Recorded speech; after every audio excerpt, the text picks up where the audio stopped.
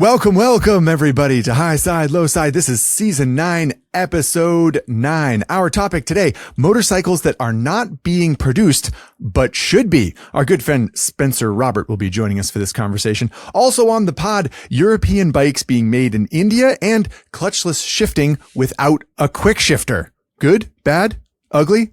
All that and more after this word from our sponsor. We talk a lot about changing your motorcycle oil in these Motul ads, and of course Motul has you covered with a full line of synthetic and semi-synthetic oils for your motorcycle, but what about changing your coolant?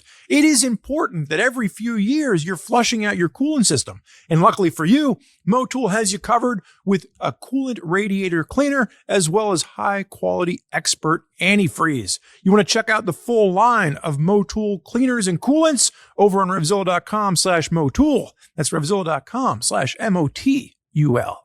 And while you're over there on RevZilla.com, make sure you check out the Airbag Save page. RevZilla is dedicated to making sure that you are informed about all the newest safety technology coming down the pike, and the newest, most protective safety technology that we've seen in recent years is the evolution of airbag technology. So to learn about the entire line of airbag products and which one might be right for you and your ride, check out RevZilla.com/airbags. Now, on with the show. Okie dokie, everybody. Here we go off on another high-side, low-side adventure. We're going to bring our friend Spenser Robert in a few minutes to talk about motorcycles. But Spurgeon, I got to tell you something. I'm not having a good morning. I know you're not, and I'm having a bad morning, and I think that it might end up contributing to our podcast because I might be a little bit more ornery than usual when you guys throw out your ideas and your theories and stuff like that. So I just want to warn you, I still got a lot of love for you, my colleagues, my friends, but it hasn't been a good day so far. And I hope that it makes the podcast better, but I want you to know I still like you. To be very clear to the audience, I don't know what happened to Zach so far this morning, but I do know based on his overall demeanor in the past 15 or 20 minutes where we've been setting up to film this, that he is not his normal self. He seems like someone has angered him greatly. I'm sure we'll talk about it later. But for right now, we're gonna push through. He's a consummate professional. If nothing else, it'll add a little bit of flair to the episode. You never know when he's just gonna fly off the handle. That's right. I'm glad that I'm not in smacking arm's reach of that flamboyant fist of yours. Well, shall we start the podcast with a fairly contentious topic? Maybe this will fire me right up. Yeah, I mean, talking about firing Zach Quartz right out of a cannon.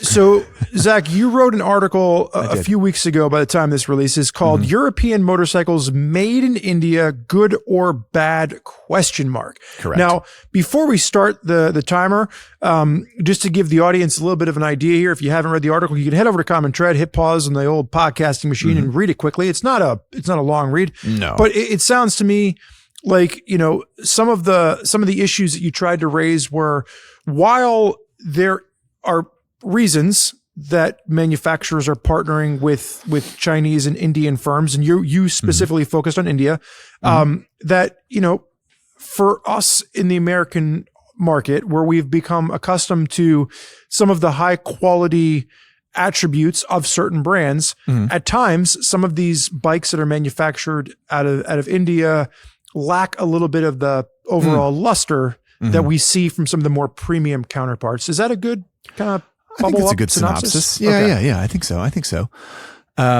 So I'm going to start the timer. Okay. Yeah. We're going to start the timer, but I'd like to turn the floor over to you because I do think, especially after reading through some of the comments, you said that you felt like maybe you were misunderstood a little bit. So I want to give you the floor to address to the audience what exactly your rationale was behind this article. You know, anytime you write an opinion piece like that, where you put a stake in the ground and you say, I feel this way, commenters on the internet are never going to focus on the thing. There were a couple people that commented and said, oh, seems like you're saying X, Y, and Z. I get it. And they didn't really weigh in whether or not they agree or disagree. Which is, which I guess I sort of appreciate. Anytime someone says, I read your work and like, I took away from it what you put in, I think like, cool, that's fair. But most people are sort of like, well, you forgot about, and you don't think that, I don't think that you can say that. And anytime you write an article like that with a strong opinion, people are going to disagree, and that's totally cool. That's kind of why I wrote it, like to start the conversation. I think, it's very specifically focused on India. And yeah, the point is that I feel like a lot of the bikes that I've ridden that have been produced in India, in the past few years, namely BMW, G310 bikes, KTM 390s, Aprilia, RS457, which is new, relatively new. They're not very good. There's a bunch of reasons that they're not very good, which are listed in the article. And I sort of thought, well, these are all bikes that are being made in India by companies that have certain standards and reputations and whatever.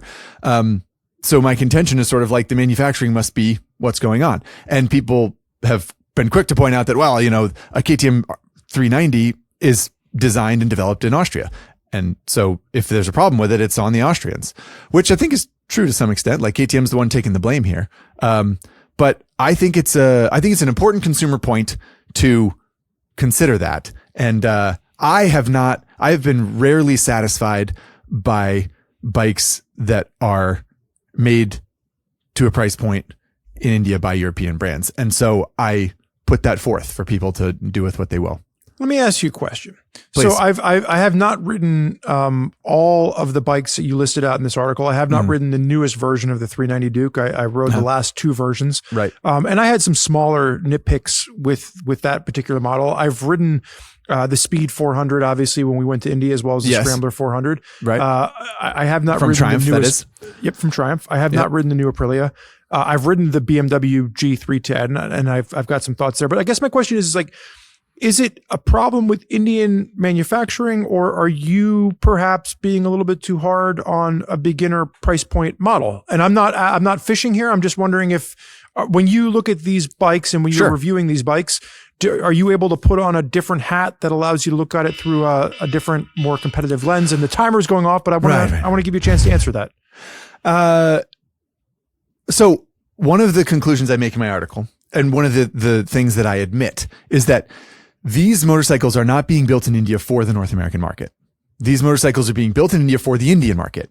The Indian market is a different place. It is a place where motorcycles have historically been smaller and simpler. And so having these small displacement bikes that are more sophisticated with different ride modes and TFT dashes and adjustable ABS and stuff like that is a big leap for that market. And the brands have been able to pull off these partnerships and build these bikes. And in large part, it seems like those bikes are being welcomed with open arms and people are excited about them. And from that perspective, I'm all for it. So I guess one of the things that I brought up was brands being honest about what they're doing. I guess I would love it if Aprilia, KTM, BMW, Triumph, whoever else, when they build these bikes, would tell European and North American markets, this bike's being made in India for the Indian market, but it's a cool little bike, so we're going to sell it here too. But that's not what they say. What they say is born from the same DNA as everything you've ever known, and this will be a smaller version of every Aprilia you've ever ridden, and this will be the everything that you love about a KTM except in a smaller, more affordable package. And it's just not true, and it bugs me. And, lots of people have said, they've commented on the article and said, I have owned, 2 or 3 KTMs that were built in India and I love them. I think they're great. No, none of these problems whatsoever. And those people are wrong, unfortunately. But, we all have to be wrong sometimes. So I'm not convinced, but I do think that, it's the new world we live in and we're going to have to accept it. And I think that partnerships with European brands by Indian firms is only going to raise the standard for all manufacturing. And I think that these are ultimately going to be teething problems that we look back on. And, but I think it's worth calling out. So I wrote an article about it. Well, I think for those of you that haven't read the article and you want to weigh in, you can head over to comment thread at RevZilla.com. You can read Zach's article about European motorcycles made in India, good or bad, ? There was also an article by our colleague Dustin Whelan, which we published almost a year ago. That's more than titled "Why Do Traditional Manufacturers Keep Teaming Up with Chinese and Indian Brands?" Because there is a financial reason that they're doing this. India and China are 2 of the largest markets for motorcycling in the world. 100%. Yeah. And honestly, I think I'm not going to say that I think Zach is being a little bit too hard on these manufacturers, but I am going to say that, when we look at what these motorcycles are bringing to a price point segment, when you're looking at traction control and ABS and ride modes, I think it could be argued, does a bike that makes 40 horsepower need ride modes? But I think it gives beginner riders a little bit of a premium taste and flavor. And I might not have the same aggressive look as Zach does, but I do have the same hope that as these manufacturers continue to improve processes, that ultimately what we're going to end up with is a really vibrant and viable small displacement market, not just for India and for China, but for the rest of the world as well. So you might say it's a whole podcast unto itself. And we've talked about Chinese motorcycles to some extent. And so maybe we'll circle back to this at some point and talk about the evolution that has happened and the revolution that needs to happen, perhaps from my perspective. And some of this is going to tie into today's episode, which is motorcycles that aren't being made, but should. We are going to bring Spenser Robert on as our guest. For those of you that have never listened to the podcast before, Spenser Robert is our West Coast producer. He is responsible for such shows as Common Tread Experience, CTXP for short. And he is also the producer behind Daily Rider and the Shop Manual. So without any further ado, let's bring Spenser on and we will discuss what we are going to talk about today. Welcome in, Mr. Spenser Robert. Thank you so much for joining us. How are you doing today? Oh, it's a fine day for some motorcycle chatting with my my two favorite motorcycle chatters. Well, I'm going to give you a heads up. Zach has admitted that he's in a feisty mood. Apparently, someone has done him wrong on his way into the office this morning. So he is more aggressive than normal. I'm just giving you a quick heads up on that because who knows where this is going to go when Zach is not happy. Oh, well, luckily, Spencer's only spent, hundreds of hours traveling with me all over the country and all over the world. So he's never seen me in a foul mood at all. He won't know. He'll be totally surprised by everything. Yeah, usually I'm the one who has done him wrong on the way into the office. Well, it wasn't Spencer this time. Don't worry. What we are going to talk about on today's episode is motorcycles that aren't being made but should. And this is going to be, kind of a look at certain manufacturers and maybe what's missing from their lineup, maybe what we think could be augmented from existing bikes in their lineup, and as well as just some opinions as we walk through these categories. And Spenser, we know that you are nothing short of a man with plenty of opinions. And the only rule that I'll come out and say is that, much like I've done with Zach in the past, you cannot request that the Kawasaki Versys 650 is just the bike to blanket all categories. So I'm going to give you that rule. Because you don't want me to take your answer, aka the correct answer. That makes sense. The fact that you two spend so much time together and you both have such a love affair for the Versys 650, I think is probably an entirely other podcast episode that we should delve into. When is the Versys 650 episode of Highside, Lowside? 6 hours, all Versys all the time. Are they still making that bike? Is that bike even in production anymore? I mean, they haven't gotten rid of that yet? I think when they stop producing it, you'll know because Kawasaki will just go out of business. That's how you'll know. Well, this is our chance though, you guys. I know that Kawasaki Versys 650 is largely perfect. But this is our chance today to talk about how it could be, if at all, any better. And just take that whole attitude and spread it across the world of motorcycling. And I'm sure we're going to come up with some bang up, motorcycle models here. All right. And our first category is going to be sport/standard motorcycles. Mm-hmm. So I know that guest honors would indicate that we are going to start with Spenser. Yes. Before we just jump right in, Zach, are there any other ground rules that you want to lay out there for our guest? You did a pretty good job running through. I just wanted to mention, we're trying to ground this. We're trying to base this in reality. We might have some long shot weird ideas, but we're trying to put stuff forward here that in some sense makes sense. And I think we should all agree that we should be honest about how much a motorcycle like that might cost to make. And, you don't have to nail down an MSRP. But everyone's dream bike is the bike with lots of horsepower, all the options you want, and doesn't cost any money. So we're trying not to, the look on Spenser's face for those of you listening is geez, he's cringing. I got some notes that I need to maybe work on here. I didn't realize here's the price was a factor. No, price is not a factor. You can come up with a $60,000 dream bike if you want. I just think that our co-hosts in this journey, in this podcast, will be quick to tear you down for that. Sure. Should it happen? I would just like to say too, before we turn the mic over to Spenser, for those of you listening to Highside Lowside, for those of you that are regular listeners to Highside Lowside, we've done episodes in the past where we've built dream bikes, where we've taken a frame from one manufacturer and we've put an engine from a different manufacturer. That's not what we're doing here. What we're doing is we're trying to keep manufacturers playing within their own platforms. So it's a little bit more of a realistic look at what could potentially be the brain trust among the three of us influencing what these manufacturers do next. Because I'm sure that they're all sitting around waiting for us to tell them what to do. Well, we did do a podcast about how Suzuki hadn't updated a model in like 17 years. And then in the past 2 or 3 years, Suzuki's just firing them up. They updated the DRZ this year. They got a new parallel twin a couple years ago. I mean, Suzuki didn't credit Highside Lowside in any of their press releases, but yeah, we're obviously putting the influence in influencers right now. So, Spenser, any questions before we do guest honors and let you take the first crack at the sport/standard category? No, sir. I believe the ground rules are clear, and I'm ready to dive into it. Fire away. Blow our minds with the motorcycle that should be made but isn't. All right. Well, so the first, to be clear, first category you said we're doing sport or sport/standard. The categories are very broad. Okay. But yeah, it can be sport bike, naked bike, standard bike, something like that.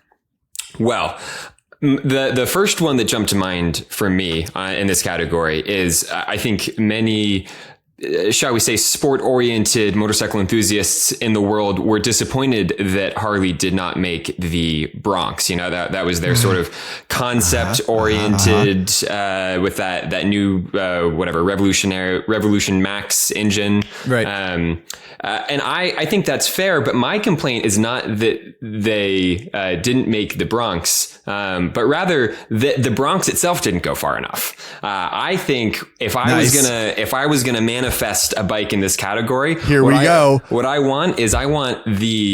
I want like the Sportster Superleggera. I think Harley, if you're gonna put a bike into that category, you're in this King of the Baggers world. You're getting into, they're like doing testing at MotoGP. They're scratching at the surface of this sporting world. Just put the world on notice and make a full-fledged, throw every ounce of engineering and technical know-how that you have into a sport bike that just melts people's faces. And I don't care if you make 50 of them and you sell them for $200,000, but I just want to see, I would just love to see Harley smack around the typical sport bike contenders, if only on the spec sheet. Maybe in practice it would be terrible, but I want it to have all of the horsepower. I want it to have all of the shiny parts. And as proof of this possibly working, I actually don't remember the specific designation of this, but Ford just announced for 25 that they have a Mustang.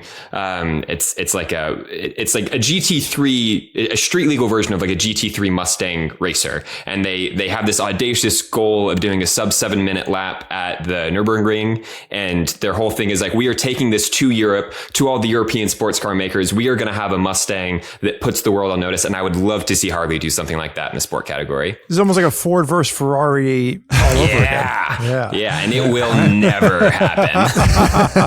So you said, we will, for viewers of the podcast on YouTube or Spotify, we'll have a picture of the Harley Davidson Bronx concept on screen at some point.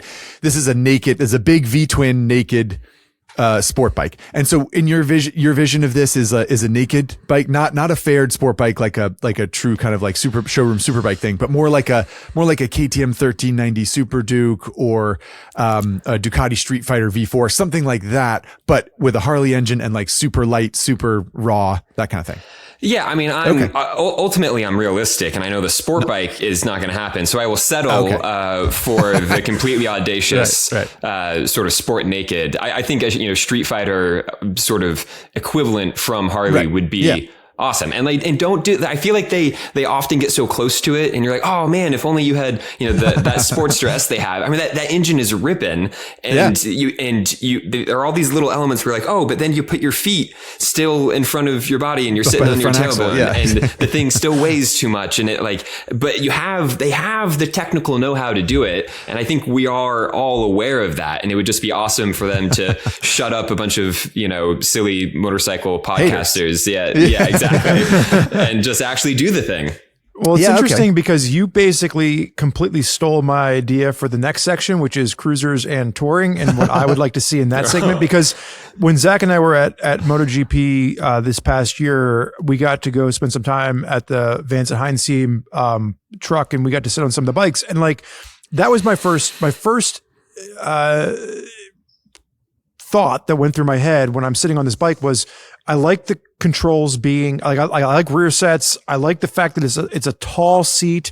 I like the flat handlebars, and it was a big street glide looking motorcycle. It's a road glide. Yeah. You're talking about the King of the Baggers bike specifically, which is, okay. Yeah. But it felt good because it's not a low slung seat. It's not forward controls. It's not the clamshell seating position. Right. And so I'm with you. I think that a big V twin in something with your feet directly underneath you or a little bit behind you and a wide flat handlebar, even if it looked like a big, American V twin in the perception of what a big American V twin would look like, I think that would be something that I would really enjoy riding. Maybe not on a racetrack, but it'd be fun. My understanding is that a lot of the problem with Harley Davidson building motorcycles outside of its sort of normal scope of cruisers and touring bikes is that they don't scale in the way that cruisers and touring bikes scale, right? Like there was a time not that long ago where Harley Davidson was selling 50,000 street glides a year.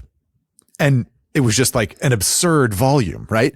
And so any bike that you build aside from that, which you're going to have to build new tooling for and do new R&D for and do new regulations for and blah, blah, blah, blah, blah, blah.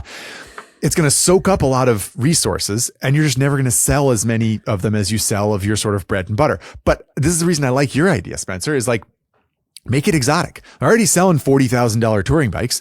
So why not a $50,000, shot across the bow naked sport bike? And so, yeah, I'm for this. I like it. I think it's great. I'm curious. The Bronx was the 950 engine, I believe. The concept used the 950 engine that's in the Nightster and maybe something else. I don't know. But I'm guessing you are envisioning this with the 1200 engine that's in the Sportster and the Sportster S and the Pan America. Yeah. Like I said, that my issue with the Bronx is that it didn't go far enough. Right. Everyone's like, oh, I'm sad. Yeah. And for context, that Mustang, which I think is, if memory serves, is actually the GTD.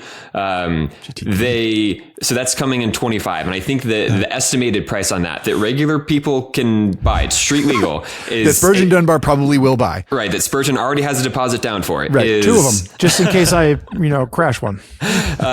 They're like $300,000 or $350,000. This is you're talking about over $250,000 for a production Ford Mustang. And I feel like if Ford can do that, then Harley can put together some ridiculous over the top capital USA sport bike type thing. And, and I think they would sell them. And I think it's to your point, it doesn't scale. It's not, this isn't a business model that is going to lead to that's our new identity. But I don't know, you get people excited, you get people talking and you get people that maybe have doubted what that brand is capable of doing, eating their words a little bit and saying, oh yeah, they do have that engineering know-how to do something super impressive. So I know this isn't exactly what you're talking about, but I think it is important to note that in March of 2023, which at the time of recording this is about a year and a half ago, Indian came out and offered up for sale, I think it was 29 opportunities to buy a King of the Baggers edition Indian. The price tag on it was $92,229. Right. And it was pretty much a Indian King of the Baggers race bike. An Indian Challenger. Mm-hmm. And remind me, is this a track only bike or it's a street legal? So that was I think the biggest problem with this particular motorcycle was that it was track only. So it was somebody that was going to buy it and only use it at a racetrack. Presumably they're going to buy it and just put it in a collection somewhere and never actually ride it. But to Spencer's point is that if you took this same concept and you were able to put a license plate on it, like it would be kind of a cool bike if you had an extra $90,000 laying around. Well, I feel like I sucked up a lot of the oxygen on my perfect answer. That's a tough act to follow. So what else are we contending with here? What did you guys think? Spurge, you want to take? Yeah. So I have been really excited about what's happening in the sport/sport touring segment. Recently, Triumph announced the new Tiger 800 sport / touring. Tiger Sport, is that right? Tiger is it Tiger Sport? Tiger 800? Sport, I think. Yeah. And it's basically a little bit more of like kind of a naked looking sport bike, maybe a little bit more too adventure style than exactly what I'm looking for. But my pick is I would love to see Honda do something daring again. And I know that we just saw them come out with a V3 turbo engine concept, but I would love to see them get back to something a little bit more in their roots. Why don't they have a production V4 that is, sub 470 pounds, not the VFR 800 that Lance Oliver is riding around on, something that is on the sport side of sport touring. I don't want a full fairing, like a half fairing, almost like a hybrid between what was the Superhawk and the VFR, but for the modern age. I want to be able to have color matched hard bags. I want it to be a bit more aggressive in clip-ons. I want a real suspension on it. And that was my biggest complaint with the Triumph Sport 800, the Tiger Sport 800, or whatever combination of those words that the bike is. It just seems like I haven't ridden it, but it seems like it's going to be a little bit soft. If what I really want from that bike is I want the Street Triple RS chassis. I want a competent, aggressive sport chassis, but maybe with a handlebar and something that is leaning more towards that aggressive side. So I want it from Honda. You want it from Honda. So BMW S1000 XR, but maybe smaller engine. I don't want the adventure. I don't want the upright. I want you don't want the adventure look. Okay, gotcha. Yeah, you said you want clip-ons.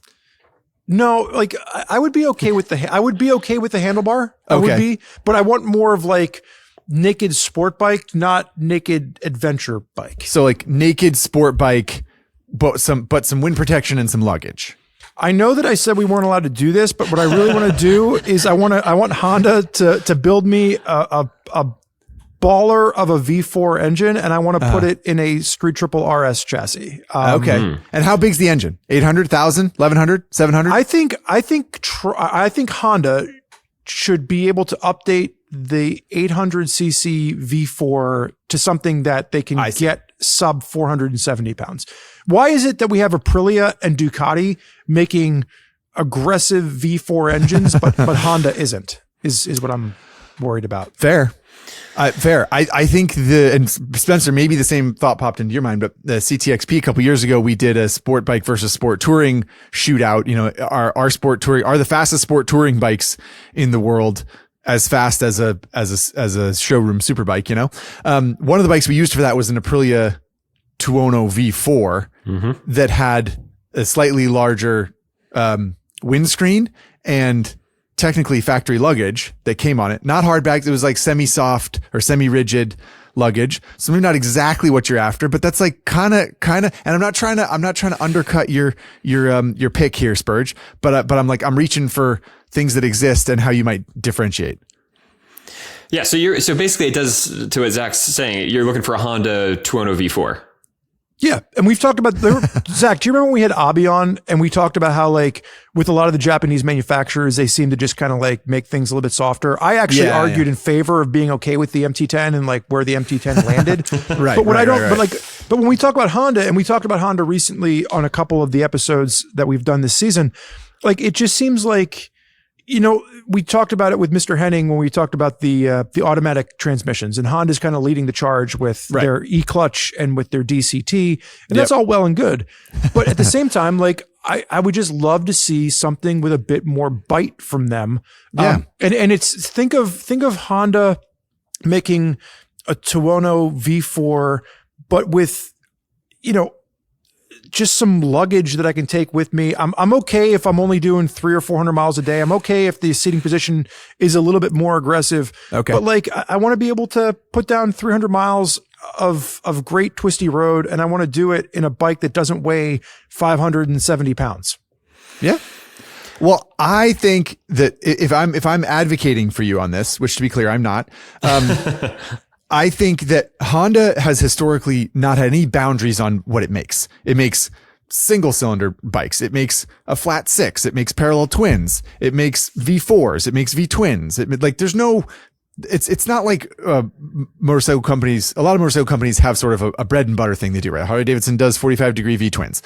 Triumph does inline triples, and like other manufacturers move about in those spaces. Sure. Like they're manufacturers that make inline triples and V twins and parallel twins, Yamaha for one, but Honda has really for a long time just like not subscribed to any of that. And I think, Spurgeon, to your point, if you're going to make tame, comfortable, reasonable motorcycles with e-clutches, with DCTs, and you're going to make Groms and Navis, small entry level style bikes, and you're also going to make big, comfortable touring bikes like a Goldwing. Why not have a bike that is too hard edged for some people? Why not? If Honda's not going to do it, then it's almost like relying on motorcycle manufacturers that already do that is disappointing, because that in the same way that Spencer said Harley Davidson could do this, Honda could do it. So I'm kind of with you there.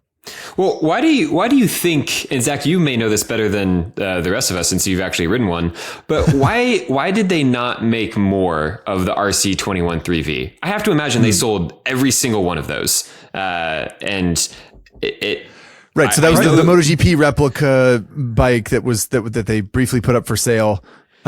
Yeah. And I mean, my recollection, Zach, of you riding that bike is something along the lines of, it's one of the most sublime, track-oriented motorcycles I've ridden in my entire life. Right. So I feel like if you could, even if you do the sort of Kawasaki H2 lineage thing, like if you started with a RC213V and then you watered it down a little bit to say the naked version or a sport touring version, that starts to encroach a little bit on what Spurgeon's talking about. I guess I'm curious why they didn't just keep making that bike, because it I don't know, just seems like people, as long as you made it in small enough numbers, people would probably keep buying them, but I don't know. We're talking about the bike that was like $200,000. Correct. Just making sure. I'm trying to see if Spencer's just being ultimately sarcastic here, or if there's no. I don't think you are, Spencer. I'm not. And I think that there are a couple things I'll say. One, just a quick to point out that there are people listening, I'm sure, who think that Spencer is mispronouncing RC213 and he's saying 213V instead of RC213V. I have it on good authority, as in HRC engineers, that explained to me that it is technically the nomenclature is RC213V because of the nomenclature they use within the factory. And that's what Zach told me, and so that's what I say now. And you're saying it right. And anyway, another thing that I learned riding that bike and going to the couple events that I did, is that was, I don't really know why. And that's just like maybe a whole nother podcast, but it was very difficult, it seemed, psychologically and logistically for Honda to produce that bike. It was like, it took kind of forever.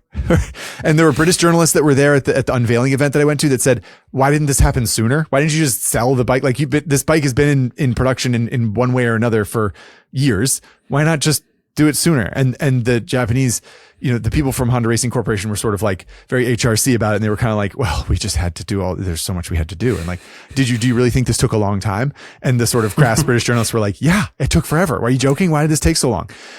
So I think that there is a barrier there within Honda that makes doing that kind of thing hard. But the last thing I'll say is that in 2027, there will be new rules in MotoGP requiring smaller engines, different chassis dynamics, different rules for electronics, blah, blah, blah. Not what we're going to get into. The point is the engine that is being produced now for the Honda MotoGP bike, which is a 1000cc V4 that makes somewhere between 250 and 300 horsepower, probably will exist. And they could dumb it down, change some of that tooling, make it street viable in some way. It does seem, and build the bike that Spurgeon's talking about, the bike of Spurgeon's dreams. And he would buy one of them. I would potentially listening. But no, I think the final note that I'll make too, and we often don't get in this in the podcast, but like, I think there's an opportunity here to harken back to something that is a bit of a neo retro, right? Like, I think the 90s is a generation that is almost 30 years in our rearview mirror. Like, and I think Honda has a rich heritage to play in as far as That's true. making something that might look more appealing to the masses than, say, a 1390 KTM Super Duke GT, which has some pretty polarizing styling cues, if you will. That's kind. So I think, I think that Honda just has an opportunity to play towards its heritage, to bring out a V4 engine that speaks to its legacy, and to do it with a bit of a harder edge to it, while still allowing people that, want to carry some stuff with them on a bike to carry some stuff with them on a bike. That's all. Okay.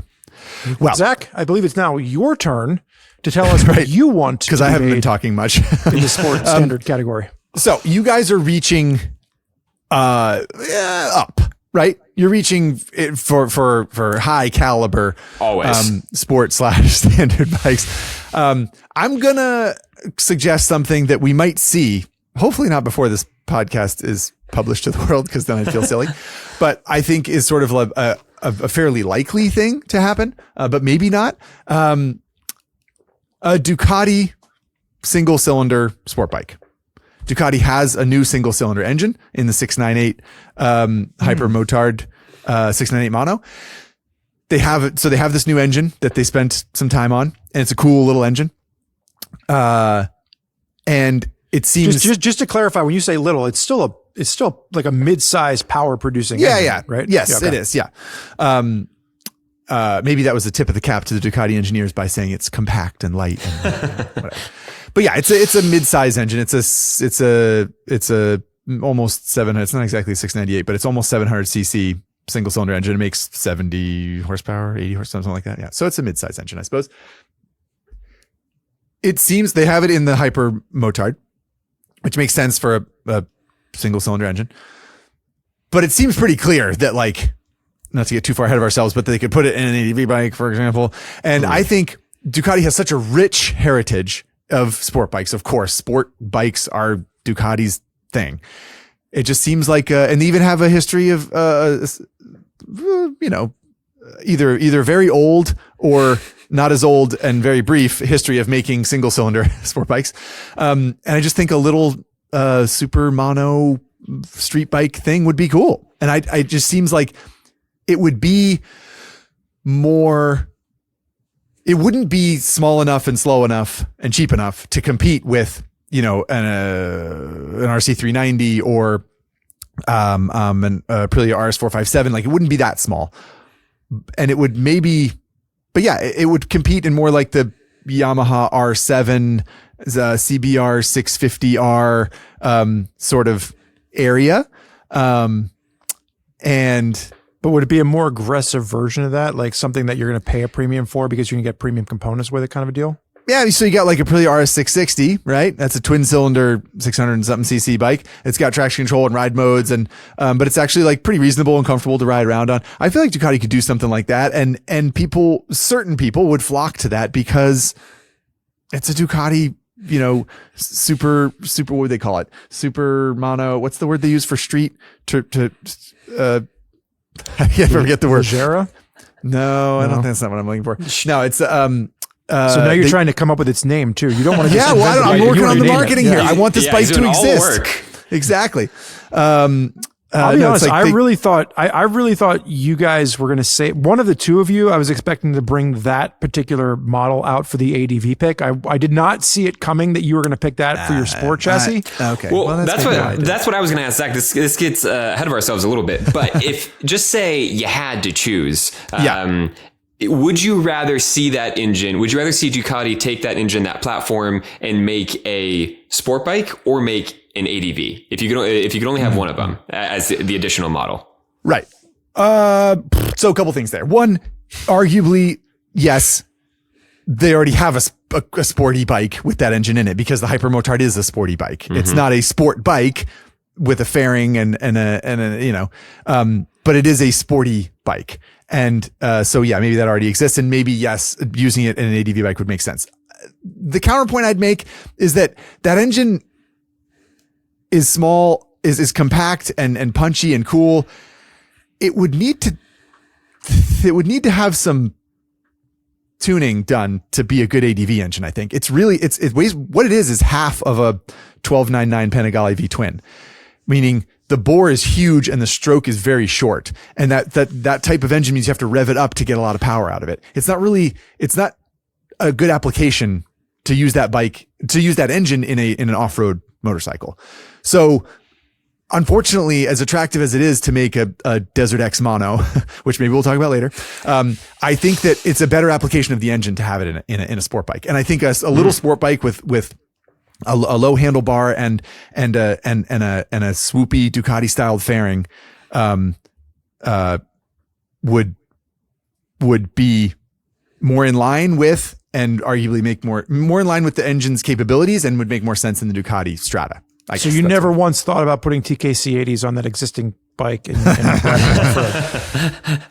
Fair enough. Yeah. Well, I guess Zach, I will say the reason I like that answer, and I often don't give you compliments, sure, but I appreciate that this is a genuine hole, not even just for Ducati, but sort of in the market writ large, right? Like, what single cylinder sport bikes actually exist at all? And hopefully I'm not embarrassing myself by forgetting something really obvious, but RC390, KTM. Yeah. Yeah. But I guess I was thinking not small, like not like in that sort of middleweight category. I see. It's, so it's, you could apply that same sort of ethos to KTM, right? You could say, that same, whatever, 690 or 701, right. That would be interesting as a little sport bike, and RC 690.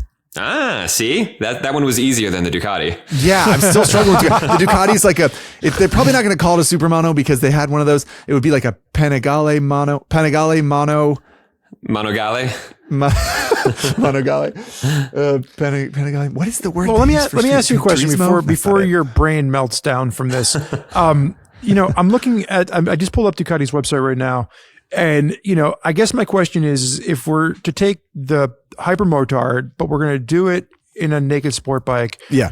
In theory, and I know that we haven't played this game too much from a pricing standpoint, as Spencer and I have not, given ourselves that, restriction. I appreciate you mentioning where would you want this to sit in Ducati's line, so that someone's not going to go after, a Panigale V2, that you're going to make it reasonable for them to get something like this? And then also, I guess, from a weight standpoint, where do you think you could get this to weigh in, where maybe part of the advantage is the fact that it's significantly lighter? 100%. Yeah, absolutely. It feels like you could make a 400-pound bike ish.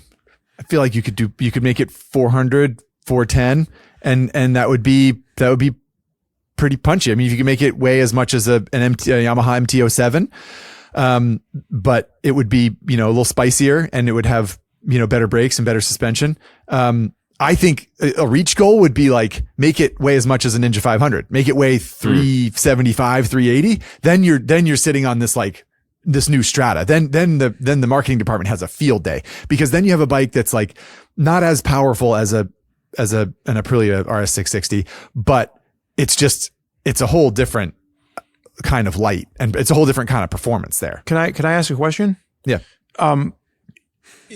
So I know that you have ridden a Kramer, and for those people out there listening, Kramer is a manufacturer that I believe uses KTM KTM engines. And when you say Kramer, you're probably talking about the Evo 2, maybe, which is the 690 single cylinder engine in a road race chassis.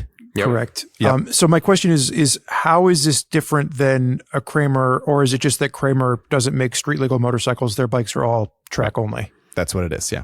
And So I've ridden a Kramer on a racetrack, and yeah. it weighs 280 pounds, weighs under 300 pounds, and makes 70 or 75 horsepower. And of course, you can't make a street bike weigh 270 pounds. Sure. Like they got to put lights on it and evap and blah, blah, So blah. what you're thinking is if Ducati could make a street legal version of something that maybe has the performance of what Kramer is doing on the racetrack with the lineage of Ducati, Sure. and the looks of Ducati, And the maybe reach some of the- Ducati. and the reach of Ducati, and then also, can they do sub 400 pounds? And how much is this going to cost?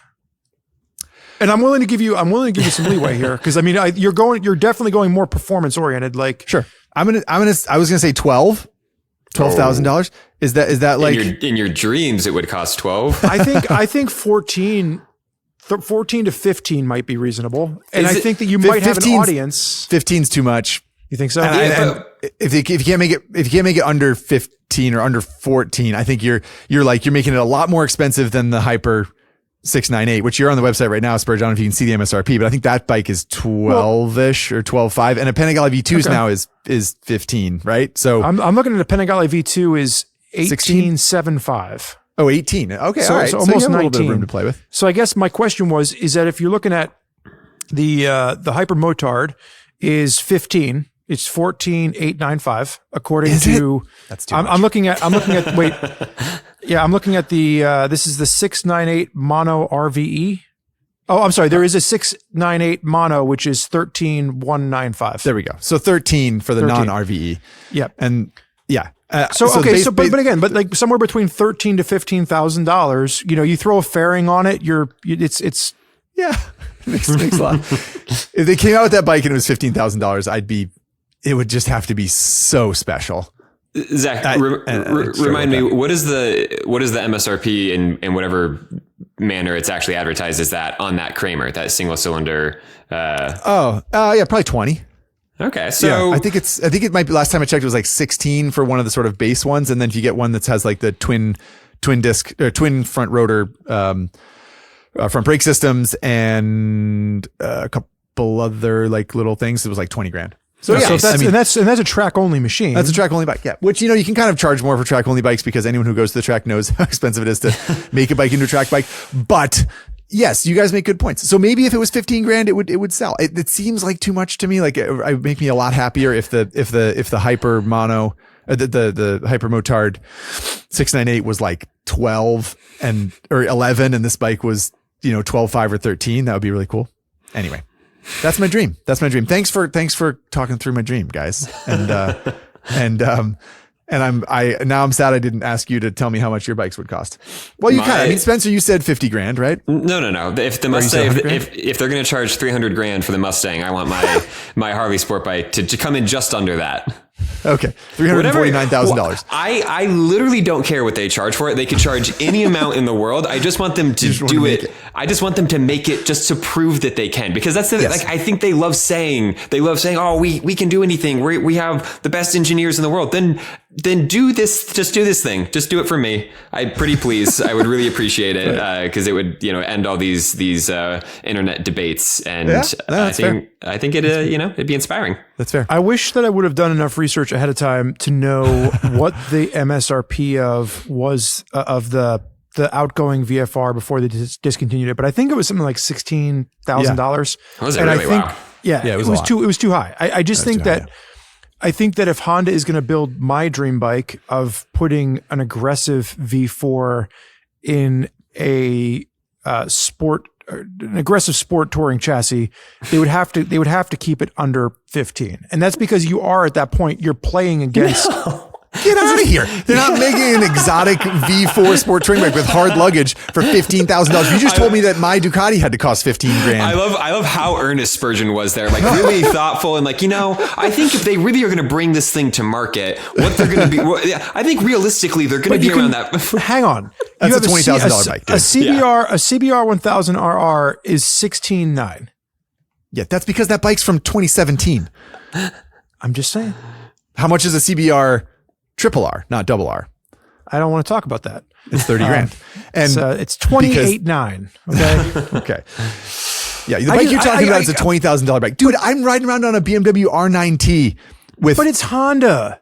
Like you don't think that they can? You don't think they can make that bike for under This 16? ain't the bike, dude. This you can't have them make it aggressive and sharp and have good suspension and all that jazz and have it be 15 grand. You can't do that. If they make that bike for 15 grand, it's going to be soft and disappointing. Okay. All right. So how much do I get it for? Can I get it for under 20? What do we say that? What is the final displacement on this bike? Is it 1,000 cc's? 800. 800. So 800? you said you want them to retool the VFR 800 engine that already exists, and I said they should take the MotoGP engine. No, but in Or fairness, Spencer said I would that. if we could get rid of the VTEC, like if we could figure out a way to like Can that be removed, Honda? Can you take? I'm just saying, like I'd be okay with bumping it up to a 1,000 cc motorcycle, putting down 160 to 180 horsepower, and really it's not even that. I would be okay with if they kept it at like 120 to 130, but it was just in a really aggressive, like just a really competent chassis. Okay. And I would say so. You've made me rethink this. Like 20 grand. Can we not get that bike for 20 grand? Here's the thing. If we're looking at what Ducatis and KTMs and Aprilias are priced at, you don't think Honda could bring that bike for 20 grand? No, they can't. It's a matter of whether or not they lose money. Honda could sell it for $10 if they wanted to, but there needs to be some sort of it needs to be based in reality in some way. And I think 20 is that's your basement for that bike. Okay. I feel like if it's 1,000 cc's, I think you can push it at or over 20. I think if it's under 1,000, it has to be under 20 to be to have any sort of point of view. Yeah. Comparable pricing with the the So greater market. So $200 a cc is what the going rate is. Yes, that is. Yeah, I think it's interesting because we were just having this conversation the other day where and I might have mentioned this bike, and I know we have to move on to the next category, but there was a comment thread article about the new 1390 Super Duke GT, and when I first saw it, I was like, that's a really cool bike. It's kind of a sport touring bike, makes a lot of power, a lot of technology, but they're not bringing it to America. And I think the problem with my pick is I don't know if Americans want that motorcycle. That my biggest fear is that Honda will make that bike, and they're going to stick it in Europe, and then I'm going to have to emigrate. Well, you're closer to Europe than we are, so count your blessings. All right, let's move on. That was fun. Let's move on to a category that I think will be a shorter conversation. But we're going to go guest honors again. So Spencer, you're up. The next category is cruiser/touring. So it's a pretty wide array of motorcycles, but culturally aligned in this mode of more relaxing, usually lower seat heights, usually bigger engines, but don't have to be. So what do you got in your cruiser touring categories, Spencer, for motorcycles that should be built but are not currently? Well, I'm going to continue to reach for the impossible because who cares about something that someone will actually make? Let me guess, you want Harley to build a touring bike. Good luck, buddy. Well, okay. I had two strong concepts here, both probably equally unlikely to ever come to fruition. Okay. The initial one, which I'm not going to talk as much about, but I think would be fun, is an SRT version of the Honda Goldwing. Like the Goldwing SRT6 that they just dial the power all the way up. And this is your SRT. You're using Mopar branding here, right? Yeah, exactly. Okay. But and the reason that I came there is I have always wished that a Dodge or Stellantis or whatever they are would make an SRT6 minivan. Like, how do they not make a Dodge Caravan with 450 horsepower? Didn't someone do that as like a one-off concept? I want the real people to do it. Okay, you want a Hellcat engine in a Grand Caravan? Yeah, yes. We're gonna mix the animal kingdom. Yeah, the Hellcat Goldwing. So I think that would be fun just to see what a out and out, or for Honda it'd be like the Goldwing SP or Goldwing RRR SP or something. right. But so I think that would be fun. But what I think maybe is almost more realistic and would be pretty enticing is if Ducati made a King of the Baggers eligible true like full dresser bagger touring bike. And so maybe you would start with something like the Diavel, and instead of having it be just kind of a muscle bike, like you actually make it into a full touring bike that would, be in that same realm of the Harley and the Indians. And then Ducati loves racing. Then they could take it to race in King of the Baggers and, just add another notch in their racing, belt. Sure. Plus it would actually like King of the Baggers is kind of like a two-man race at this point in time, right? So like it would put some, and it's growing, it's exciting, and I think that sticking something from a European manufacturer in there would be kind of cool. Be great. And I'm also the last thing I'll just say is if I'm Ducati with all of our racing expertise and I'm watching Harley and Indian go at it in this racing series, I'd be thinking, you guys, come on, it's like we can. This isn't going to be hard. We can take this and just, build something ridiculous and, add another. But you don't want that from Honda. You want Honda to build a SRT minivan, so to speak. And you want Ducati to build a King of the Baggers bike. Well, really it's that I want Harley to build a just crazy spicy sport bike, and then I want Ducati to build a crazy spicy bagger. I just want them to intersect. I want Ducati and Harley. So your Honda comment actually is not your pick then. It's not. I put it out there as something that I wanted. Sure. I wanted Long it shot. down. Yeah, I wanted it down in the record so that if and when Honda does that everyone can remember where it started. But more practically, I'm going to put my eggs in the Ducati King of the Bagger. Well, so I think the King of the Baggers bikes have to be V twins though. So you're talking about they would take like a Diavel 1260, they would take a V twin and make some sort of like I guess that's fair. Because they had the X Diavel. Remember what XD wasn't it? X Diavel? That was the one that had the foot forward kind of thing. So you're thinking like you dress that bike up a little bit and you make it into like a full fledged bagger kind of thing, like Honda did with the Rebel 1100. Yeah, kind of. But I guess I would say go harder, Ducati, in terms of making it a bagger. Build your production version that is, more like because I think they made bags for the Diavel, like kind of little soft bags that you can slap onto the side, and they made little windscreens. But I don't want a muscle bike that you kind of just threw a windscreen on. I want them to do the sort of top of the line bagger production bike, and then I want them to take that platform and go head to head with the Americans and King of the Baggers. There you go. Done. I'm still stuck on a minivan that makes 440 horsepower. Right. That's a new dad over there. Everyone. Exactly. No. My first car was an 87 Dodge Caravan. And it's still to this day. What's funny is I think I might have lamented to you, Spencer, that I was trying to find one used. I was like trying to go back through like Craigslist ads to see if I could find an old beat up 80s minivan. Oh, God. The most recent one sold on Bring a Trailer for like $16,000 because apparently now, like if they're in any kind of good condition, like an 80s minivan is a collector's item. Well, it's because all those kids that grew up in those minivans are becoming parents, and they're like, what would be sick? Yeah. So anyone out there listening, if you have a lead on a late 80s Dodge Caravan, it doesn't have to be 440 horsepower, but you give me a call. No, I think that's an interesting call out, Spencer. I think taking a Ducati and making it competitive for an American focused race would be something that is interesting. Well, and it's American focused, but again, they are like I think they're trying to globalize that racing series, and I think there is. Sure. I don't know. I like competition, and I think someone with Ducati's racing pedigree could add some. But it seems like they're trying to keep the rules in favor of a certain brand in that particular racing league, despite the fact that they're looking for competition. I think the rules might literally say they have to be American at this point. Oh, really? Yeah. So we need to change the rules a little bit because we're making things up as we go.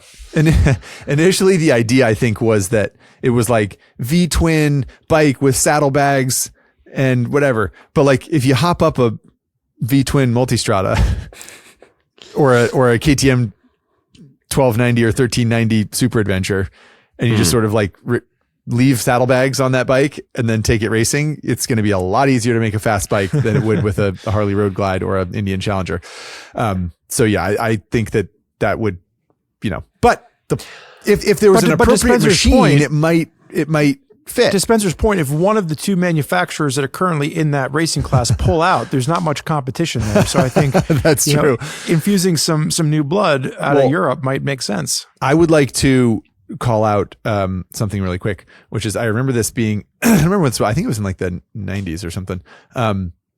But Renault Formula One, Renault made a minivan on an F1 car. Do you guys remember that? No. It was, I don't know how to speak European, but I think it's called the Espace, Espace, I think. Renault Espace is a minivan, and they just put a minivan body on a Formula One car. And there are some shots of the interior, and there's like an engine between the passenger seats, and it's pretty wild. Anyway. I like how on the Highside Lowside podcast we have moved into the cruiser touring segment, and minivans. And we're actually more excited to talk about minivans. I think speaks volumes. But Zach, I'm gonna pivot to you. We're gonna come back. Spencer, did you have a price that you want to discuss now, or do you want to discuss a price after? Yeah, for your Ducati Diavel bagger, full Lux. Yeah, that's you're gonna want to bring that in right around 44. It should start with an F. Yeah, definitely. Starts with an F. And I'll also say the Goldwing SSPRRGP is that's gonna you're gonna bring. I think you can bring that in for mid-30s, and nice. I think it would sell. Well, it's stripped down, so you're saving money, Honda. Well, so I'm looking at the Honda Goldwing right now, which is not the Tour version. So it has the bags in the back, but doesn't have the top box. Right. The base Goldwing, 25,000. So, if we're going to make that a hopped up, souped up version, do you think that Honda could make that? If we threw $5,000 at it, do you think that's enough, or you want to go $10,000? Hold on. To be clear, I want the full touring version. Okay. If I'm hopping up my minivan, I don't want you to take out the rear seats. I want the whole kit and caboodle. So I want. You clearly didn't drive a minivan when you were 16 years old, because that's the first thing. It's the first thing you did. I'm not going to ask why you didn't need seats in the back of your minivan, but I think you do the full touring version. I think if you're mid-30s there, that thing sells like hotcakes. All right. So we'll throw $10,000 at a Goldwing Tour, and for 38.7, we're going to give Spencer the Goldwing of his dreams. I never imagined that I was going to be the one that needed to bring this back to earth and make it reasonable, but clearly, I got my Ducati Panigale Mono Street. What the is the name? Anyway, what's your cruiser touring pick, Zachary? Also a Honda. Oh, my pick is basically a Rebel 750 with the Transalp engine in it. The Transalp engine is a gem. It's so good. It's great. And I'm already ticked off, thanks for asking, that we don't get the Hornet in the United States, which is the naked sport bikey kind of thing with the Transalp engine, which is probably great. So, cruisers aren't my thing, but I think that the Rebel 500 is a sweet little bike with a milquetoast little engine. And the Rebel 1100 is it's a motorcycle, and it has a good engine in it, that 1100cc parallel twin with the 270 crank that Honda puts in the Africa Twin and the Rebel.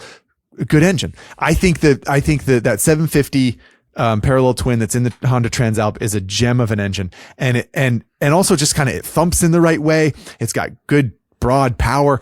I just think it would be that you could have fun with a little Rebel, and I guess I'm looking to you guys now.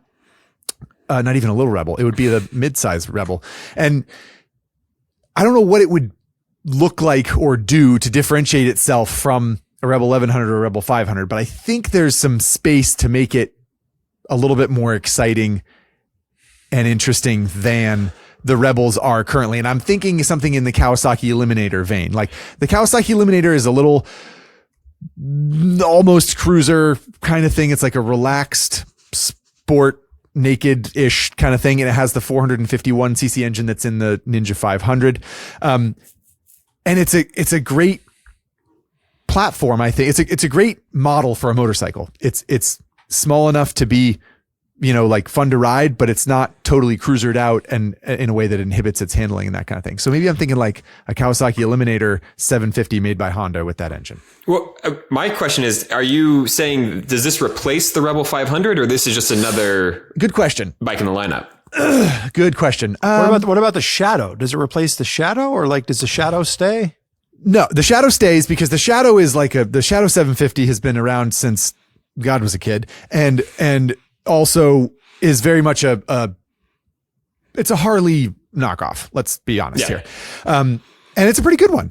It's like, it works well. It's a nice bike. It's a charming bike. Yeah. It's charming. Good engine, works well. It's fine. I like the Shadow, for what it is. And it's remarkably affordable compared to any other bike that you get that looks like that or sounds like that. And so I think my Rebel 750 would be different. It would be, and not just different because it's neoclassically styled like the Rebel 1100, Rebel 500 is, but it would be like just a little slightly different take. Like maybe it's to bring up the Ducati Diavel again. It's more like a Ducati Diavel Kawasaki Eliminator style thing with like mid-set foot pegs and a sort of flat handlebar. And it's like it's a muscle cruiser without all the muscle. With just like a nice solid engine. A middleweight muscle cruiser that's an enticing category because there isn't much there.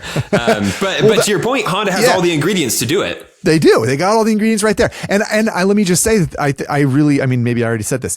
The Kawasaki Eliminator 450 I really like that bike. Yeah. And I'm not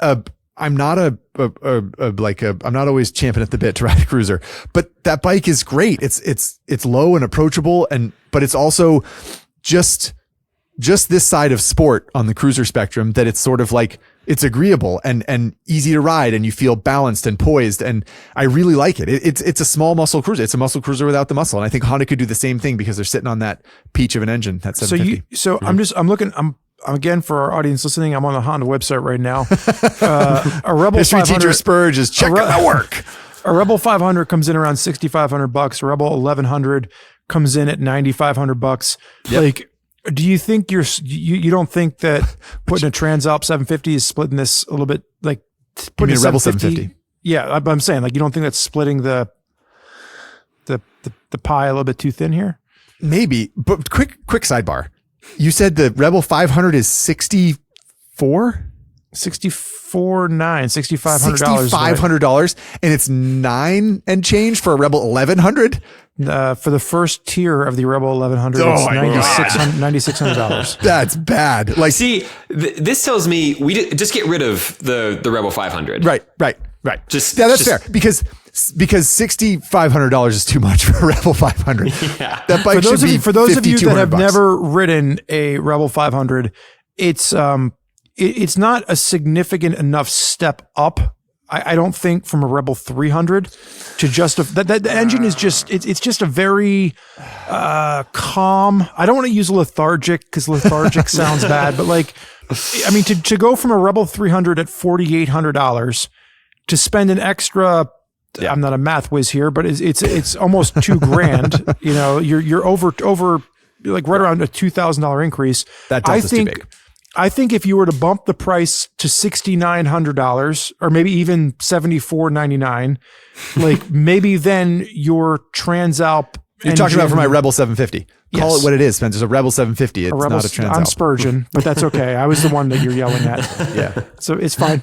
If we're going to mix up names, then you're living in a glass house. You can't throw stones. Yeah. I think the Rebel 750, $79.99. I like it. Yeah. I always like it when the CCs are. But then you got the Rebel 1100 at $9,500. Why not just make it keep in mind the Rebel 750 is not. It's not at the same Rebel. It's a different, how much a different Transalp? attitude. What's the price of a Transalp? $10,000. Is it really? Yeah. 9999. So, okay, the problem here, in our defense, the problem here is that Rebel 1100 is too cheap. Honda has priced that bike too low. I mean, the fact that you get a 1100cc and that engine is also awesome. Also great. Yeah. The fact that they're selling that cruiser for 10 grand and a KTM 350 EXC is like 11 or 12. $1,400 now. Yeah. That is an unbelievable bargain from Honda. And it's their fault for screwing us up here. Really, that the Rebel 750. Wait a second. I wanted to make my Honda a $16,000 sport touring bike, and you guys were like, get the out of here. We're making it 20 grand. Yeah, we're going to talk a MotoGP engine sport touring bike, and you're like, maybe they can make it for 12. I can buy a Honda Cruiser for 10 grand, and it's got an 1100cc Africa Twin engine in it. Yeah. The point is, I think that Rebel 1100 should really probably be like 12 grand, and then I think that Rebel 750 is maybe 8 or 9, and then you have the Rebel 300 beneath that. And that Rebel 300 is a great entry level bike, so you keep that, you preserve that gentle, easygoing nature. But then when they step up to that 750, they're really gonna get their face melted. I've got a controversial idea for you, Honda, and I know you're still listening. Can the Rebel 300? Ooh, get rid of the Rebel 300. Actually, make the Rebel 500. $500, $200, whatever. Lose money on the Rebel 500. It's a gateway bike. We just answered the question to a recent listener that wrote in saying we have about displacement creep on this podcast. We have said there's no need to keep upping displacement for small, beginner-friendly motorcycles. And now you're going to say, get rid of the Rebel 300, make the Rebel 500 the entry-level bike from Honda, and then we'll knock them into apparently, from what Spencer says, a face-melting Transalp Rebel experience. I would be okay if the Rebel 500 was a Rebel 400. Like, I'd be fine making... I have not, I know I roll in specific circles. I have not heard a lot of complaints that a Rebel 500 is too fast or too aggressive. I'm now reminded that when we rode those bikes back to back, there was the Rebel 300 and the Rebel 500. There was a distinct feeling of the Rebel 500 is not too much bike for a beginner, and the Rebel 300 is too little bike, arguably not enough bike. Yeah, and so I like that. We're moving a lot of pieces on the Honda pricing graph, but Rebel 500 for like whatever, let's just say $6,000. Rebel 750, let's call that $9,000, and then Rebel 1100, $12,000. Honda, you're welcome. For those of you doing the math along with us, the 300 is a single cylinder motorcycle. Yes. And it is, and we are going to at this point have shown a Rebel 300 on the screen for those of you watching on YouTube and Spotify. And it looks, and we're going to have shown a Rebel 500 on the screen, and you're going to be like, that's the same motorcycle. But if you look closely, there's two exhaust pipes on the 500 and one on the 300. Now, what I like about this compromise here is that I agree with both of you. When we did the review for the Rebel 500 and we shot a whole video around the 300, like the 500 was just, it is a beginner motorcycle. I don't think it's a step too far. No. And it's a parallel twin. So now by saying the Rebel 500 is your entry level point, your Transalp is your midpoint, and your it's not a Transalp, it's a Rebel 750. Your Rebel 750 is your midpoint, and your Rebel 1100 is your high point. You now have uniformly, made it a parallel twin family of Rebels, and you've eliminated the odd duck, which is a single cylinder, which I kind of like that uniformity. Great. All right. Glad we're agreed. Spurgeon, what's your idea that's not nearly as good as mine?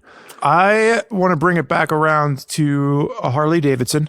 I thought Spencer was going to get way too close. I was really nervous when he was starting to talk about his pick for the sports standard category, because it was knocking on my door here of my pick. Mm-hmm, but so I am someone that has been very vocal about my love of the Triumph Bonneville line. When I was a young man, my best buddy at the time, Benjamin Czar, had a Sportster 1200.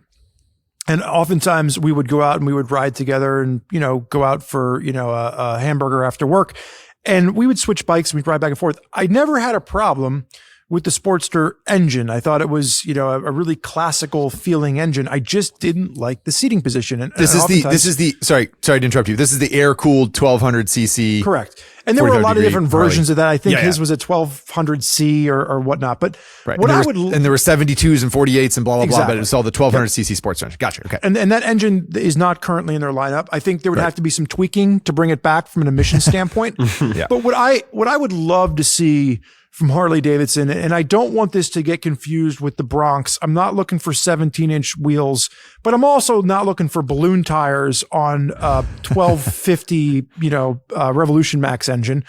I would love to see something that harkens back and pays homage to the actual heritage of Harley Davidson. Look at that first generation Sportster, something that is a little bit more upright in its seating position, Yes. something that has controls that are right below you, and just give me something that has classic looks and feel.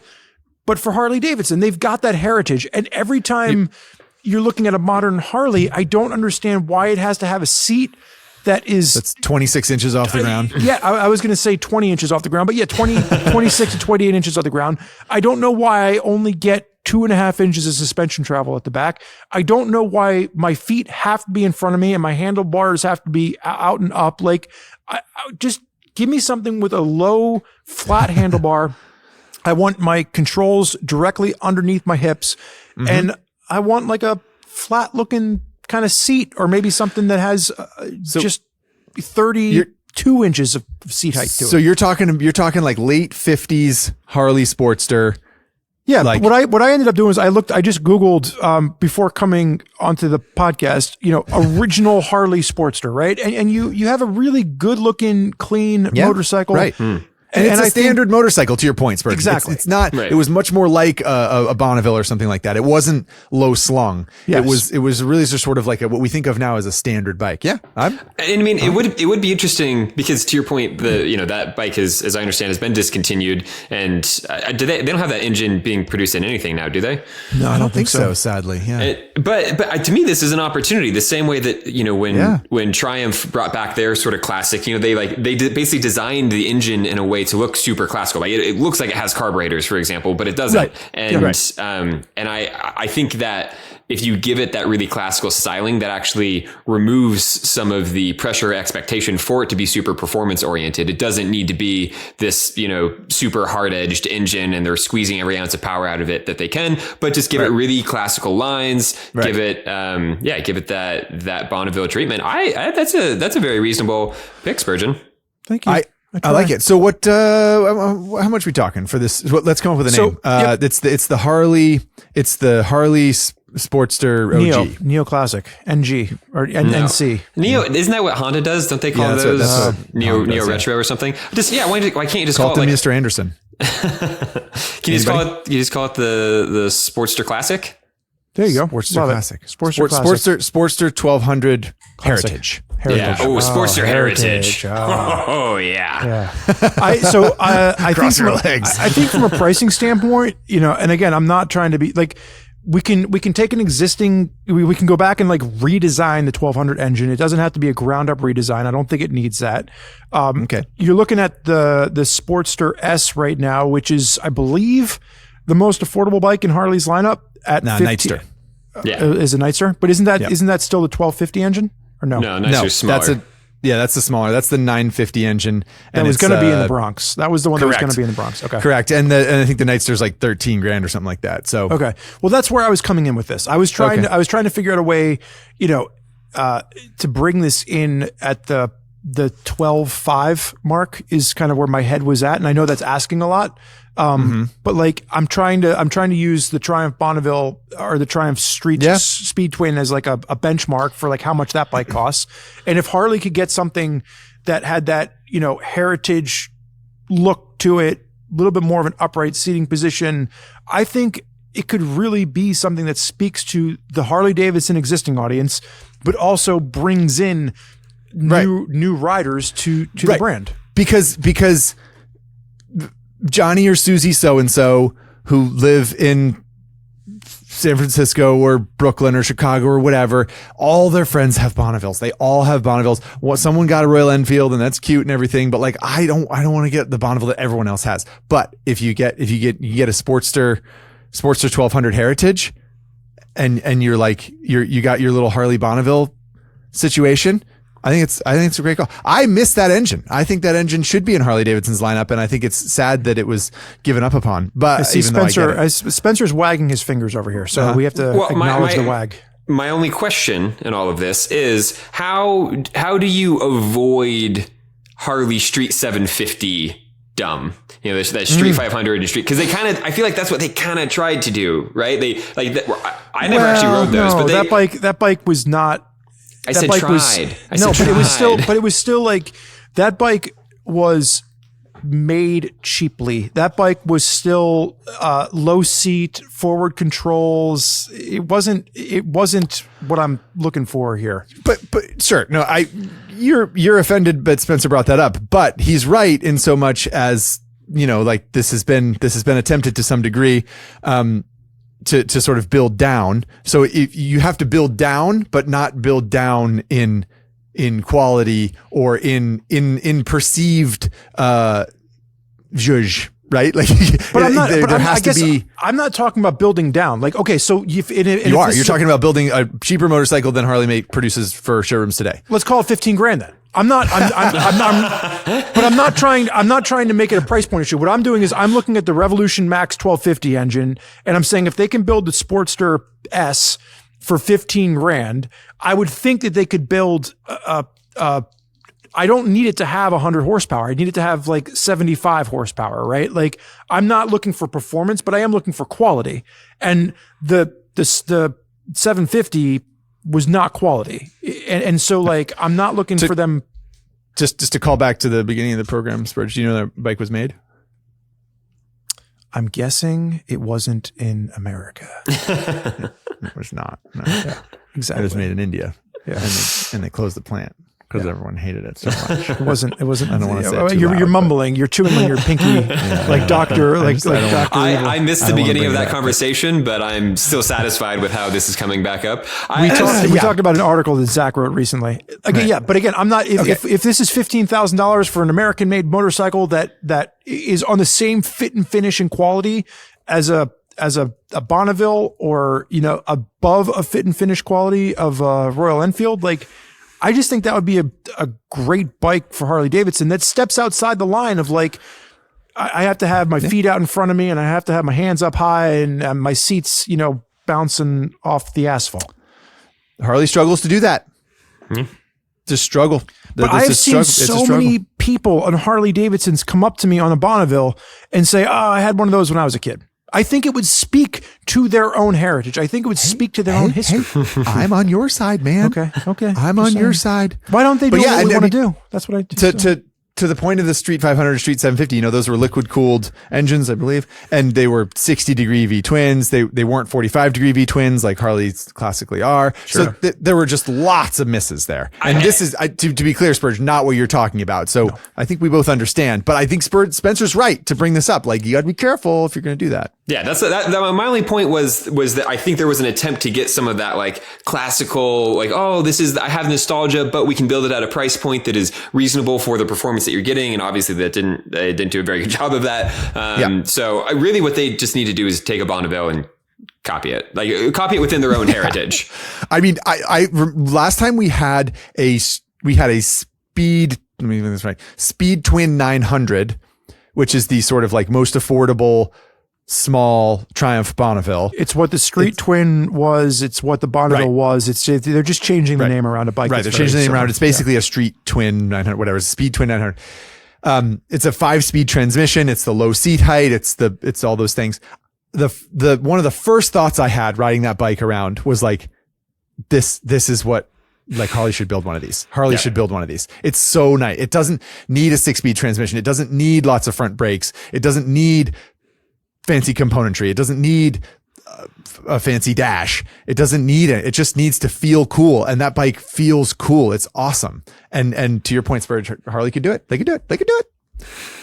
They could do it. All right. Any final thoughts before we move? Well, actually, I have a thought. We need to get a word from our sponsor, Motul. We are long overdue. Yes. And then we're going to come back and we're going to wrap this up with a category that is very near and dear to Zach's heart, adventure and off-road riding. Okie doke. We're back from that lovely advertisement with more talk of bikes that should not be made. Wait, what is this? What are we talking about? More bikes that are not being made but should be made.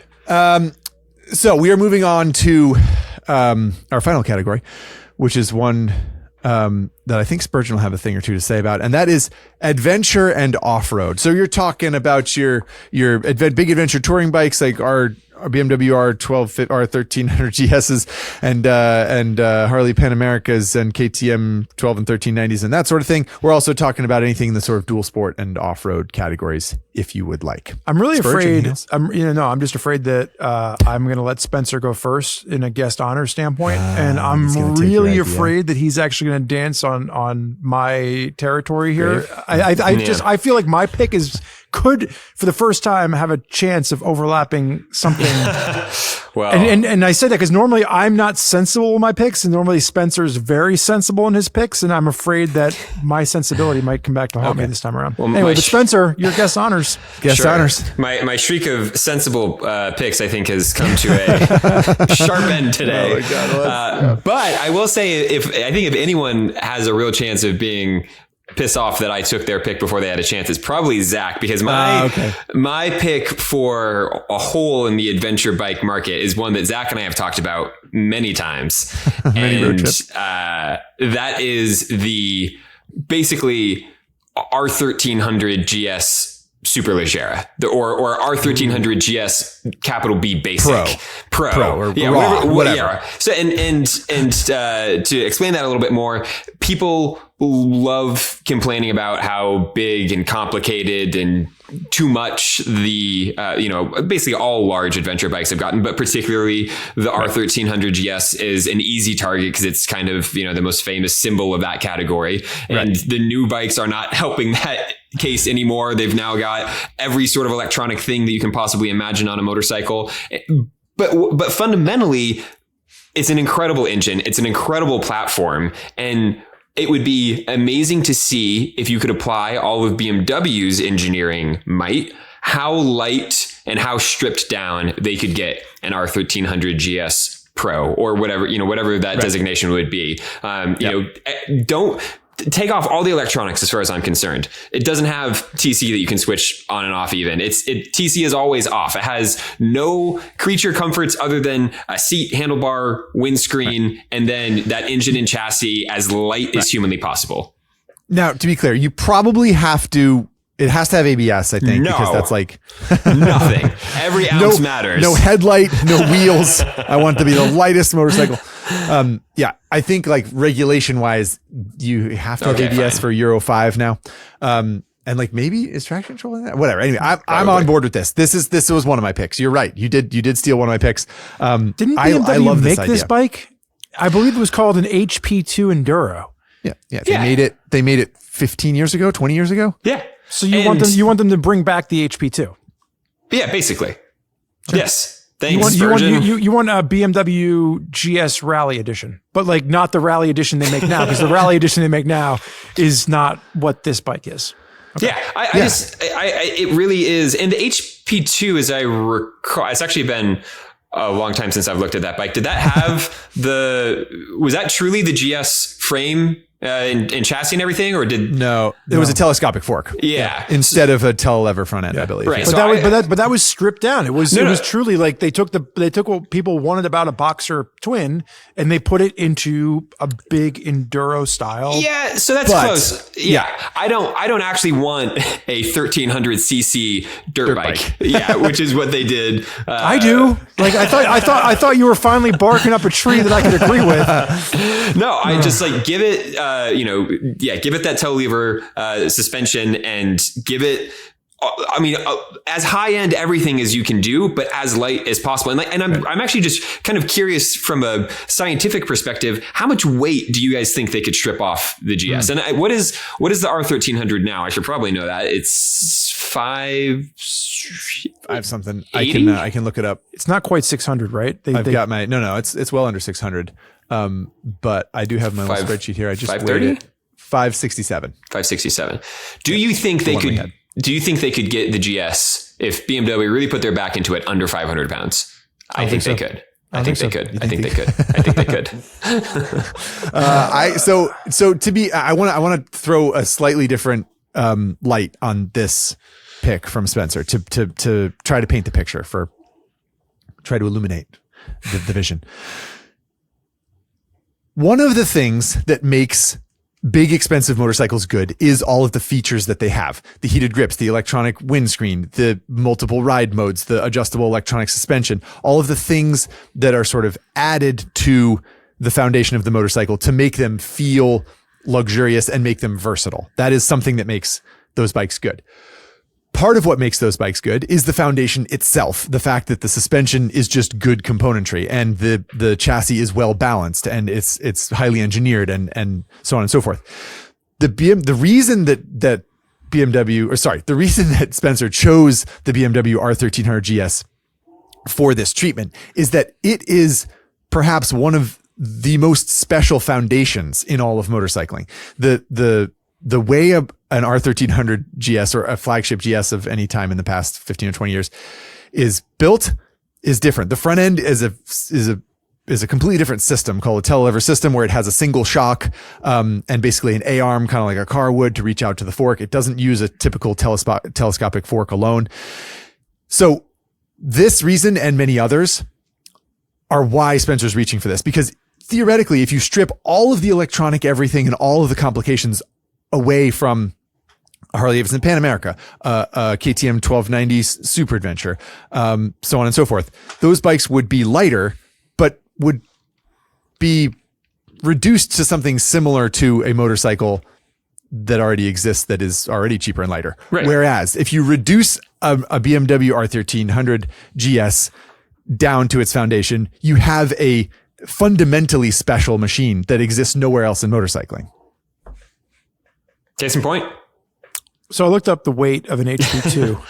An HP2 HP2 Enduro.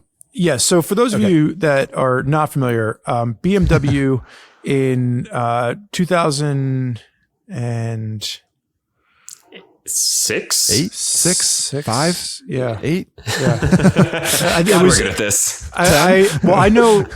I saw one in the wild when I was out in California. So that was 2008. I thought you just said you looked it up. What are you looking up? Yeah, what were you doing looking stuff up? No, the date on this is wrong. I'm looking at an article that's from 2015, and that's not when this bike was created. But my point is that, like, if you're not familiar with an HP2 Enduro, it's basically a Boxer 1200 engine that is like a dirt bike version of what a GS was. It was 20 grand at a time when 20 grand was a lot of money. Now inflation has come around and we're throwing out $20,000 for Honda sport touring bikes, apparently. Right. But this bike weighed it was basically stripped down like Spenser's asking for. And it's 430 pounds, 433 pounds. I just don't think. Whoa, really? That's what it says. That's what I'm 430. Damn. Yes. I mean, if you could make your R1300 GS Pro 450, 460, that would be amazing. Well, Wikipedia says A, it was made from 2005 to 2008. And B, it says dry weight, which is kind of useless, but still dry weight 386. Yeah, I found wet weight is 433. Yeah, that makes sense. Dry weight is no oil, no gas, no fluids.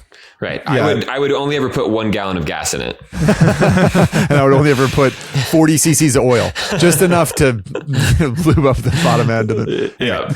But I think if you're looking at a telelever front end, like that's going to add a little bit more weight than a traditional. Yeah, but Spurgeon, think about the materials technology that we have since the ancient times of the early aughts. All right, this GS is full carbon fiber. They have that the R1300 has that composite subframe. What do you want to do with this?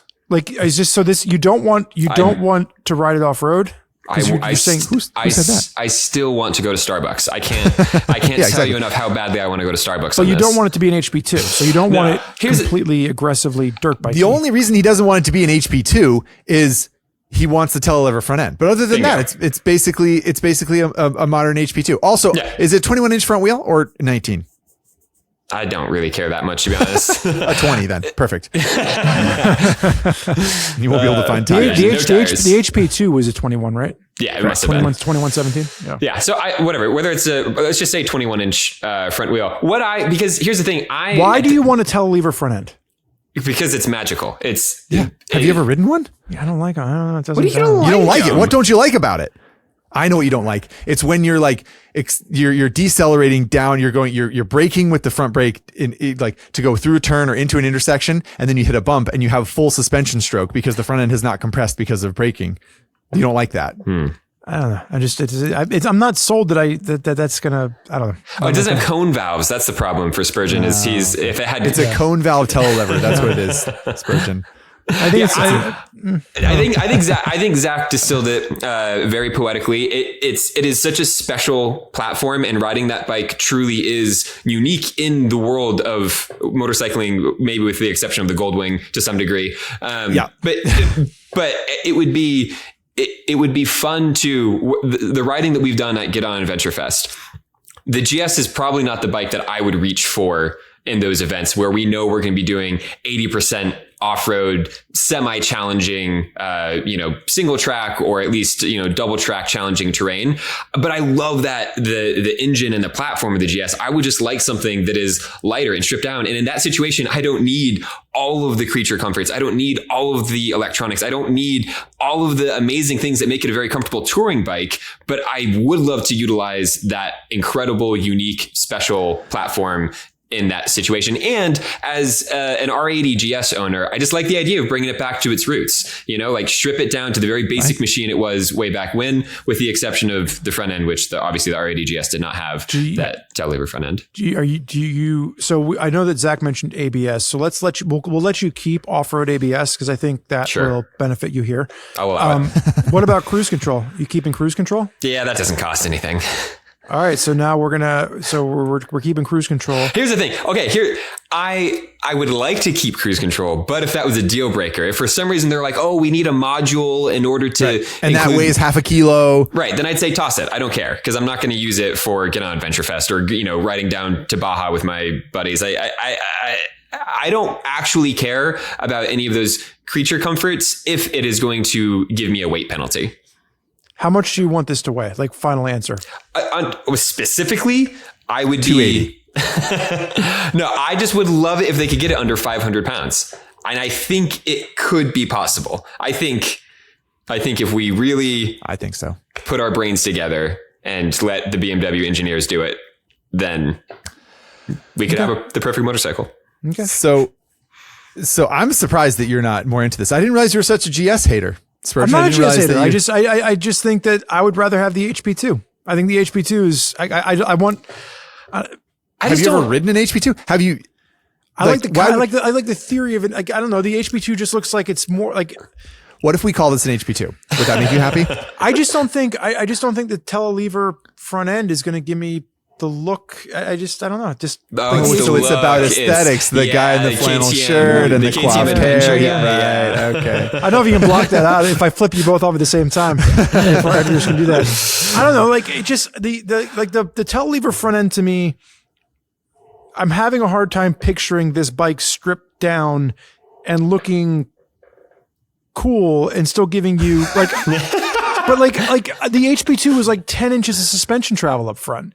And like how much travel are you going to get with a telelever front end? I mean, the GS probably has 8, 7.5. Yeah, I was going to say 8 or 9 inches of suspension travel, maybe in the front. Like, I'd have to see it. I don't know. I'm not into it. I'm not 100%. I want to see it. Like, show it to me. Like, Spurgeon, I promise you, if we build it, you will come. You will. Here's the deal. I like what BMW has done recently, right? Like, I really, and I know Zach and I don't necessarily agree on this. Like, I liked the changes to the 900 GS. I like the aesthetic changes, especially. I think it looks really cool. Yeah, no, we get it. You want your bike to look cool. Yeah. But I thought it was a big step in the right direction from what the 850 was. You're not wrong. Yeah.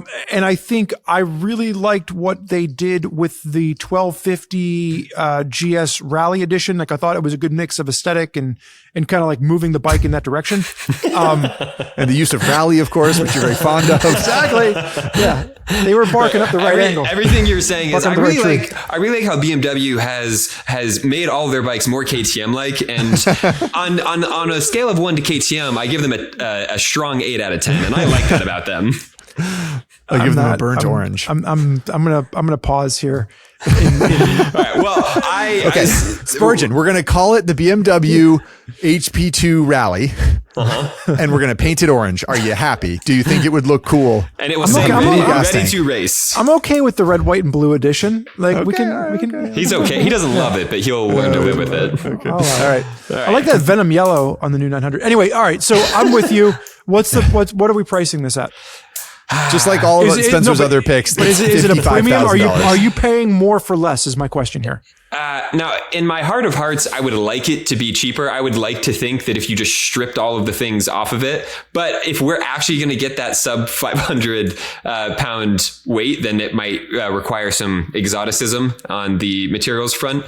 So I think if BMW is actually going to make this bike in the way that I want it, it would have to be the Superleggera treatment. You know, like they would actually need to put a lot of work into making it extremely stripped down. That might mean, modifications to materials, modifications to bodywork, things like that. So it's probably going to be $28,000. So while you were talking, I was playing around with an inflation calculator on my computer, and $20,000 in 2005 has the same purchasing power as $32,326 in 2024. Wow. All right. So knowing that the HP2 came in at a premium of $20,000 in 2005. Right. And that was a huge success. Yeah. I mean, it really built the brand back from nothing. I would say that if you could keep it under $32,000, I'd be okay with that. I'd give it a pass. All right. There we go. $32,000 GS. What do we call it? HP2 Rally. HP2 People Rally. are signing off at this point because they're heading over to the BMW website to see how quickly they can put their deposit down on one of these. Yeah. All right, Zach. What do you? Come on, Zachary. I think it's Spurgeon's turn. Is it my turn? Okay, I'll go last, and we'll see if one of you can steal this. Yeah, Zach, you too might steal my idea away from me. So let's see if you go ahead and do it. Again, my pick is not terribly interesting, if I'm being honest. I could have really stooped, and I could have said Kawasaki versus 500. They've got the engine versus 450, whatever. They've got the engine already. Put it in there. Just give us the GD bike Kawasaki. Just do it already. It's going to make the bike better. Come on. Yeah. But I'm going for something a little bit more interesting than that. And it's in the same vein as the HP2 Rally that we just built. I'm going Harley Davidson Pan America 950. Yeah. Give me a smaller Pan America. So it's the F900 GS to BMW's R1300 GS. It's the Pan Am 950. It's a 21-inch front wheel. It's like a little bit taller. It's a little bit more aggressive. It's a little bit more rallied out. It's a little bit more like Yamaha Tenere 700 kind of looking. It's not the adventure touring version that the Pan America is with the 19-inch front wheel and the suspension that lowers as you come to a stop. It's none of that. It's a little bit more aggressive. It's a little bit lighter. And it's a little bit more pared down.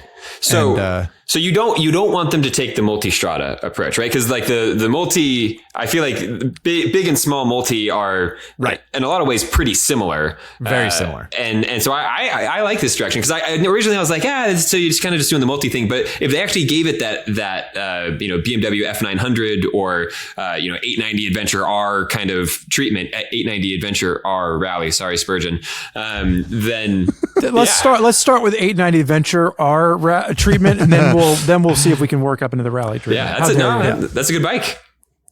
And like, if I'm really dreaming big, I'm taking that air-cooled 1200 engine from Spurgeon's Sportster 1200 Heritage, and we're making an ADV bike out of that. Oh yeah, and it's like clattery and like you think it's the desert race, whatever. You think a nice air cooled, Let's take that. Let's take that to get. We'll take that to get on the Venture Fest. We bring the Mojave edition back, and we'll roast it. Yeah. It's going to make like 47 horsepower. It's going to be fine. Pan America weighs in at 570 pounds. Pan America currently sits around. What was the price on this? It depends a lot, but low 20s, right? 22. 20. Maybe? Let's say I think starting price is 20 grand for the special. For the special, I'm sorry, for the special.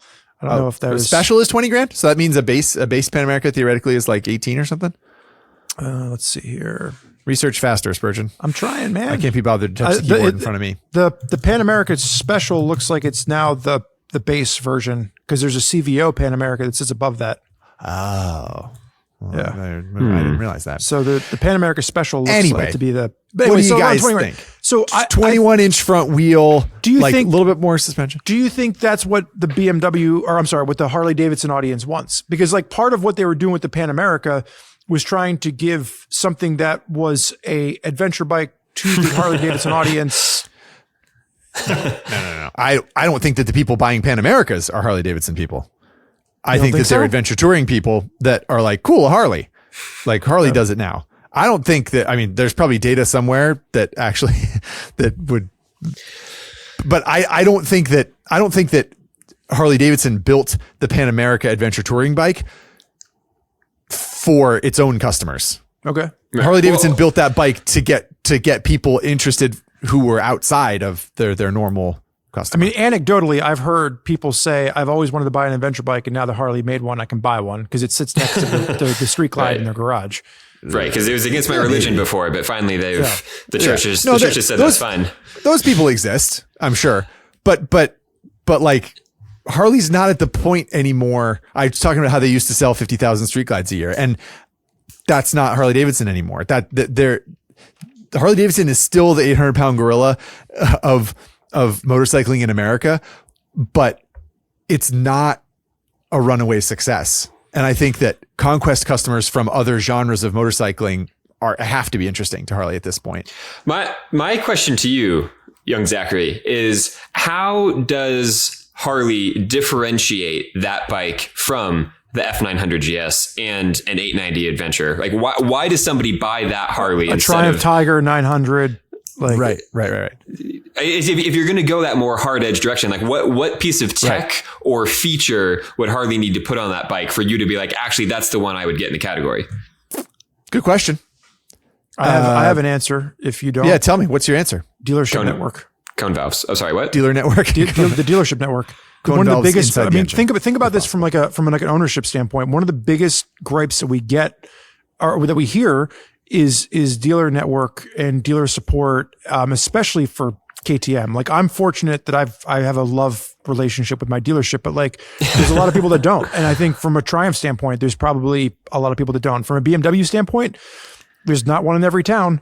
And for Harley Davidson, we've heard this time and time again from adventure bike people where it's like, I'm nervous that if I'm in the middle of, I don't know, Iowa and I break down, or I'm doing a BDR route across, I don't know, somewhere out west, Iowa, Colorado, and I break down. Like, what if I can't find?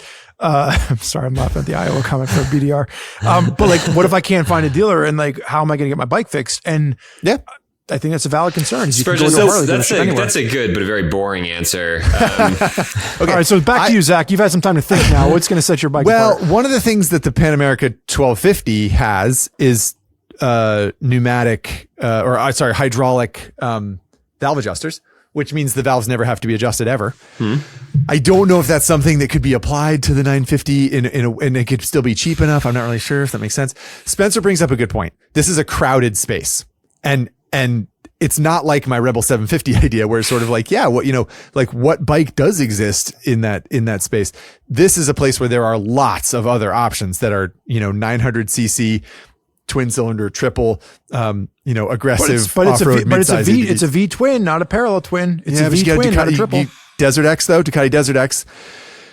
You can get one of those, and like, how's it going to be more V twinny than a Ducati adventure bike? It's going to be more American. It's going to be more Harley Davidson. It's going to have some things that a Desert X doesn't, but is it going to be out and out better than a Desert X? It's going to be tough.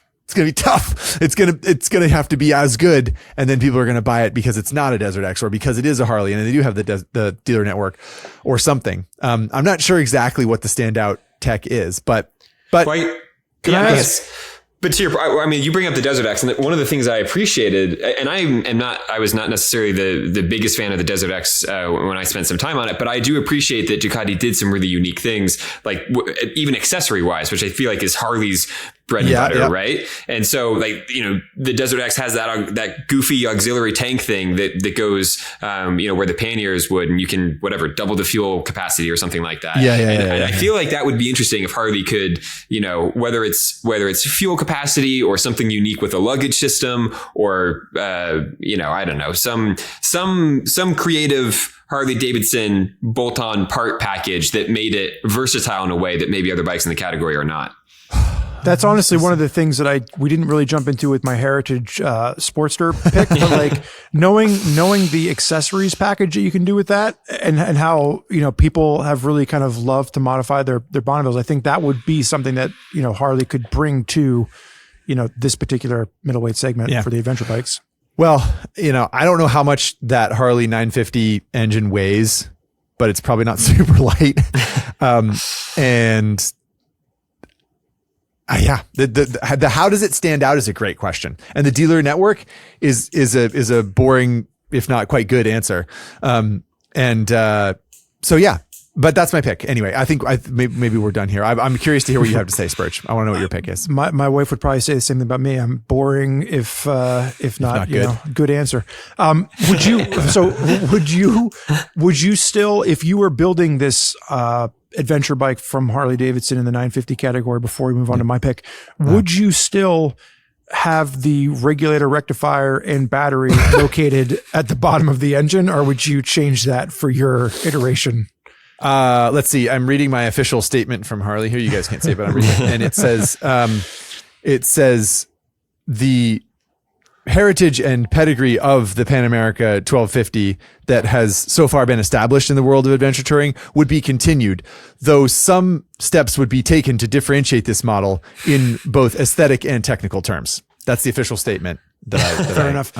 No further questions. Yeah. All right. So I know we didn't talk about your weight and your price, Zach. I'm assuming it's going to be, I'm assuming yours is going to be under 570 pounds, and it's going to be under $20,000. At least it compete against the Pan America itself. Correct. Yeah. Yeah. I mean, it's got to be 16. It's got to be $16,000, and it's got to be, you know, 500 pounds or something. Yeah. It's going to start at $16,000. But then once you add in the paint package for an extra, you know, 3,800. I don't want to see a CVO version of this. All right. I was really nervous because when you started talking about your Kawasaki Versys X300 with a 500 in it, I was like, I actually did what I told Spencer he couldn't do. Of course you did. The Versys 650. Take the end. Look how excited. For those of you listening right now, I think Spencer's about to. Let's not say it. Bring himself to completion. It's a family show. Yes. So, why does Kawasaki not have an adventure bike? We have a V-Strom from Suzuki. We have which is almost an adventure bike. We have a Tenere 700 from Yamaha. KLR 650. Hang on. So the KLR 650 is a beloved motorcycle, but it's not an up-to-date adventure bike. So why can't we take... Go ahead. What is it? The KLR 650 is like the guy that's on the softball team, and he's been on the softball team for so long, you can't throw him off. But every time he goes up to bat, you're like, oh my God, Rick again. Like, he's so old. Well, I feel, but here's the thing: he makes contact every time. It just doesn't he gets a lot of base hits. On base percentage is great for Rick. Okay. Why can't we take the parallel twin that Kawasaki is already making and they're using in different platforms? The 650 engine. Why can't we put that in a KLR 650-esque chassis with some updated suspension and the same wheel setup. And can we just pause for a second? Sorry, your dream is to take the engine from the Versys 650, which is the worst part about that bike, and then put it in the chassis of the KLR 650, which is the worst part of that bike. I never said this is my dream. He's a man with a vision. Continue. I don't want to interrupt, but keep going. I never said this was my dream. I said motorcycles that the title of this podcast is motorcycles that aren't being built but should. He's just asking questions, all right? Just asking questions. Arguably, every bike that Spenser has brought up is a bike that should not be made because it would bankrupt any of the manufacturers that decided to make it. But why can't Kawasaki at least take some of its know-how? I mean, you can say that the KLR 650 chassis is what it is, but it's a bike that's been around for 30 years. You can say the Versys 650 engine needs some updating, but why can't they do that? Why doesn't Kawasaki take some of what it knows from different models and build an adventure bike with it? The Kawasaki needs to put a 270-degree parallel twin in the Versys 650, and then they need to take... In their whole lineup. Well, in their whole lineup, but just my priority, obviously, the Versys 650. So let's just say it's a Versys 700 that gets an updated 270 twin.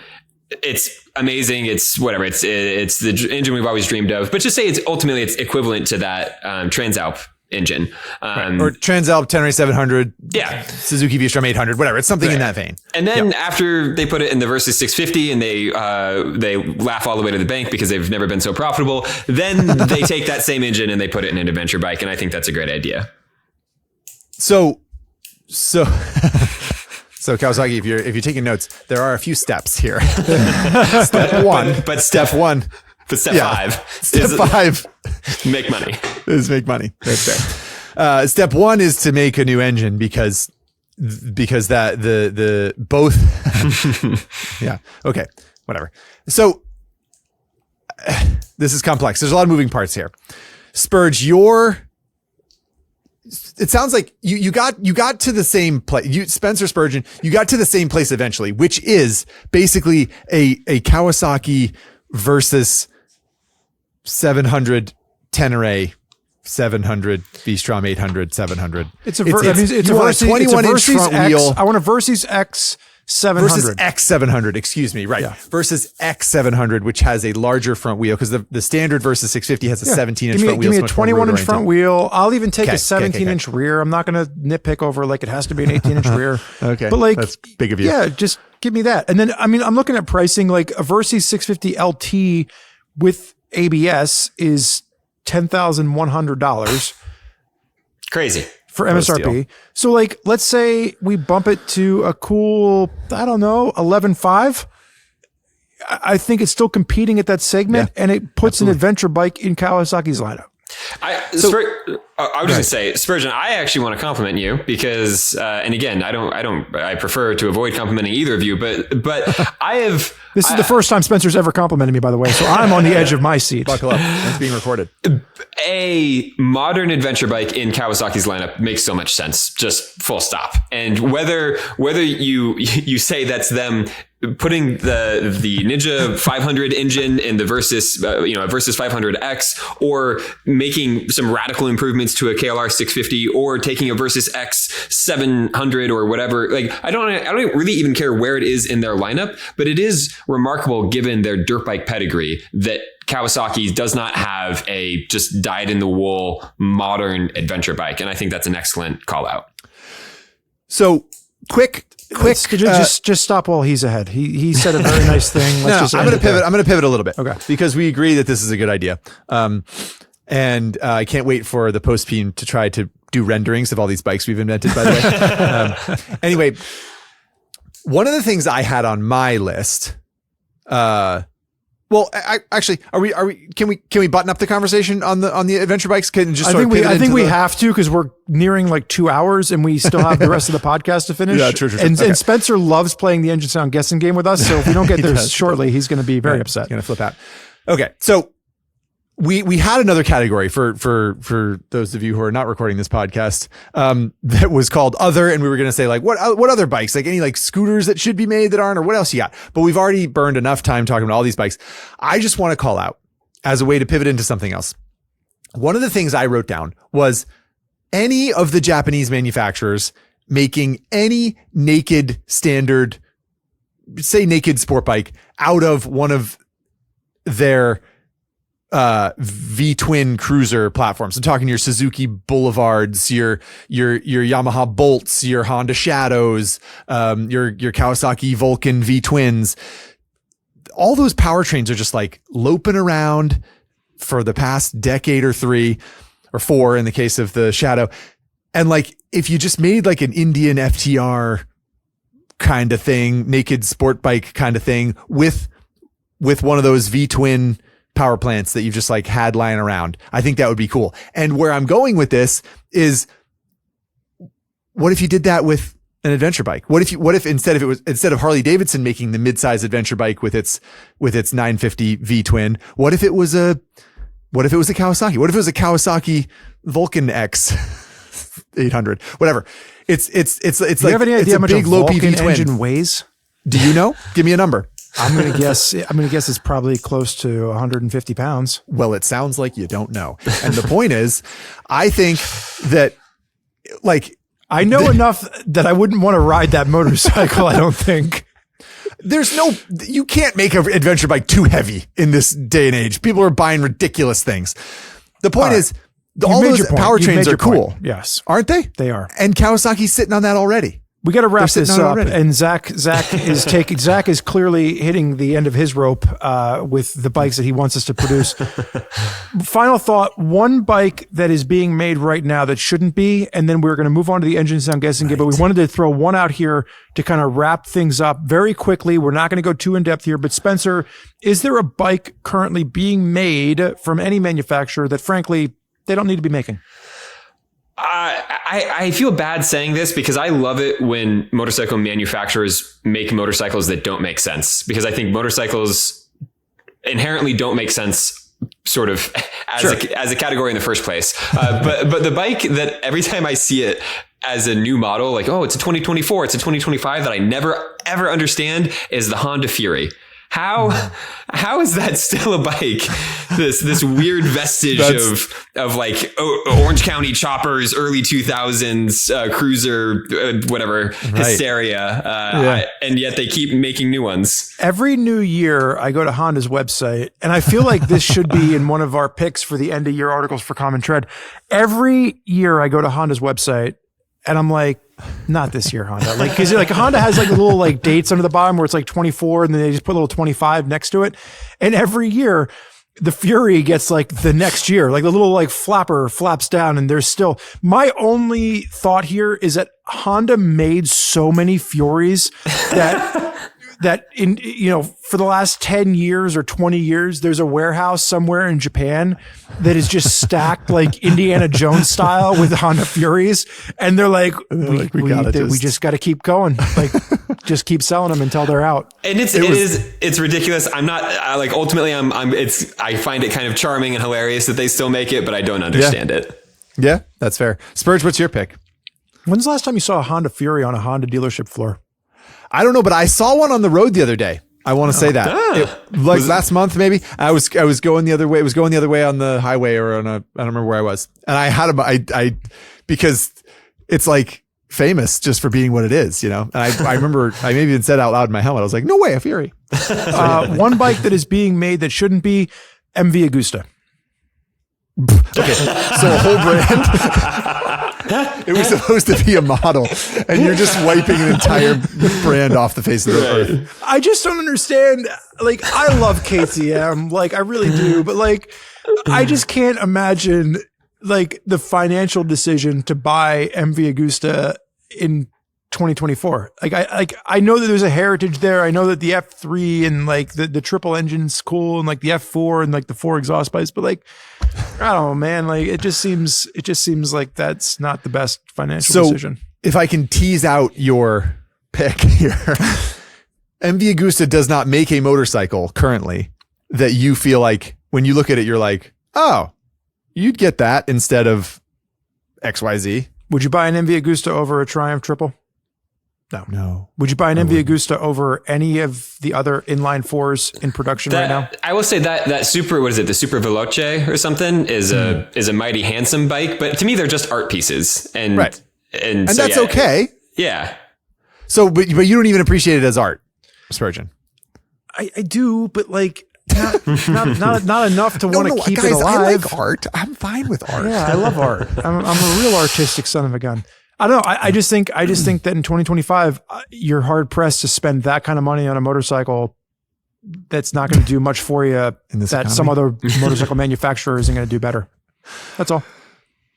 I'm impressed that you picked an entire brand. Yeah, that was yeah. And like, I can hear our KTM reps right now sending an angry email. Dude. Yeah. I don't know. Hey, no such thing as bad PR, right? All right. Well, my pick, we already talked about in this episode, Rebel 300. We don't need it. Yeah. There you go. Bringing it all back. Bringing it all back. Well done. Well, hopefully, next year at this time, we'll be able to do a follow-up episode with all the bikes that manufacturers have made based on our recommendations. Or in for like this 3 to episode. 5 years. Spurgeon, I did not follow EICMA as closely as I should have, but didn't Kawasaki tease an adventure bike? Like, didn't they have a 21-inch front wheel poking out of a box or something, suggesting that they were going to have an adventure? Yeah, I think they did. So I know that BMW showed the concept for their 4 something, and I know that which is cool, but no, I think Spurge, you're onto something with that Kawasaki adventure bike. So I like your chances at least better than my own. Well, considering I didn't see the wheel poking out of a box, I'm going to take complete credit for it if they decide to do it. Oh, they did. I see it. I just looked it up, and there is in fact a wheel poking out of a box, just like Spencer said. What does it say? It says 4K. Is that what it's called? Maybe. Well, either way, anybody can take a wheel, poke it out of a box, and say that they got a motorcycle coming. But only Spurgeon Dunbar is willing to go on record on a podcast that no one listens to talk about the bikes that will be coming in. It's a 21-inch front wheel, and it's a parallel twin. Looks like a Versus engine, and it's liquid cooled, and that's all I can tell you. Okay, I don't need to have the last word here, but I would like to say one more thing. I have a story, you guys. Well, we're at about 2 hours and 45 minutes in. So what's another story from Zach, everybody? So Zach was born in 1983. In a humble house in New Hampshire. Years ago, we had some big mucky muck from BMW came and visited the Motorcyclist magazine offices, which was my then employer. And we were talking about building bikes. It was sort of a similar discussion about like what bikes could BMW build. It was soon after, at this point, the launch of BMW's K1600 lineup, which is the 1600cc inline 6-cylinder engine that BMW has in some touring bikes. The fellow from BMW, long since fired, I'm sure, said something interesting, which was they talked about building a naked K16, a naked performance motorcycle with the 1600cc inline 6 from BMW's K16. So extremely powerful, big engine. And he was like, yeah, stripped down. And what he said very confidently was something to the effect of, we could break all the records, all like acceleration records and most powerful naked motorcycle records. Like we could just do that if we wanted to. We've drawn it up, but we're not going to make that bike because it doesn't make financial sense. It doesn't pencil out. We can't, even selling it at, very expensive, this, that, the other thing, whatever. We've done the math, and we can't do that because it just doesn't make sense to do as a business, even though it would be a shocking and interesting motorcycle. I say that because we spent all this time talking about bikes that should be made that aren't. And I just want all of the viewers and listeners to be clear that we are self-aware enough to understand that there are many, many, many limitations beyond the ones we have discussed in that motorcycle manufacturers have to consider before they do this. And, having had that discussion with that guy from BMW years ago, I thought that was very interesting and open of him to share that. And so if you're a motorcycle manufacturer listening, we get it. We know that there are hurdles to clear, but we still think you should build these bikes. Is that fair? Yeah, that was very diplomatic of you. Yeah, bravo. Right. Let's move on to the engine sound guessing game. Hopefully we have given you all something to think about. And, despite the fact that there are motorcycles in the world that we want to be made I don't even know where I was going with that. There's plenty of motorcycles out there to choose from, and we have chosen some for the engine sound. For those of you that have never played the engine sound, guessing him with us, Spenser, do you want to tell people what they're about to experience? Because you're an expert at the game, and I know how much you'll enjoy it. You're a veteran anyway. Yes. I am a veteran with a very impressive record, if you think about it.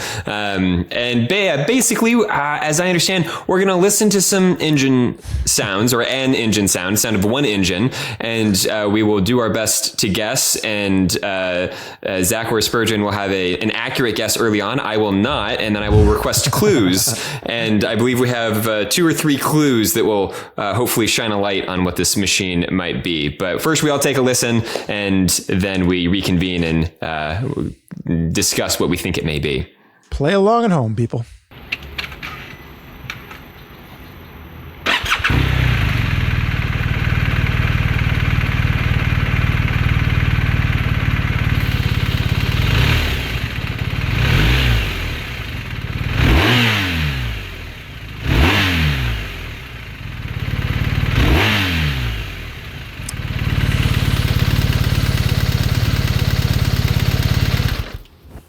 That engine sounds broken. We started this podcast out by saying that I was in a bad mood, and Spurge has been extremely rude the whole time. So I feel How like have I been rude? That was a friendly. I'm trying to. MV Agusta should just close its doors and fire everyone. First of all. And then someone sent in a sound of their motorcycle, and you said it sounds broken. I'm trying to give him some help. It's a helpful end. Like, you should take that motorcycle to a shop and get it looked at. All right. How many cylinders are we hearing, everybody? I've got a guess, but I want to hear what everyone else has. Guess on, or Spenser, you get to go first. No, it's definitely some cylinders. Between 2 and 5? Yeah. I'm so bad at this game. They're like, I can so easily be convinced of anything in this game. Where I'm like, because initially I was like, oh, is that? I don't know why I was like, is it maybe a triple? Is it could be? Kind of sounds. Yeah, it's a little confusing. I think it's confusing. Spurs, you got anything?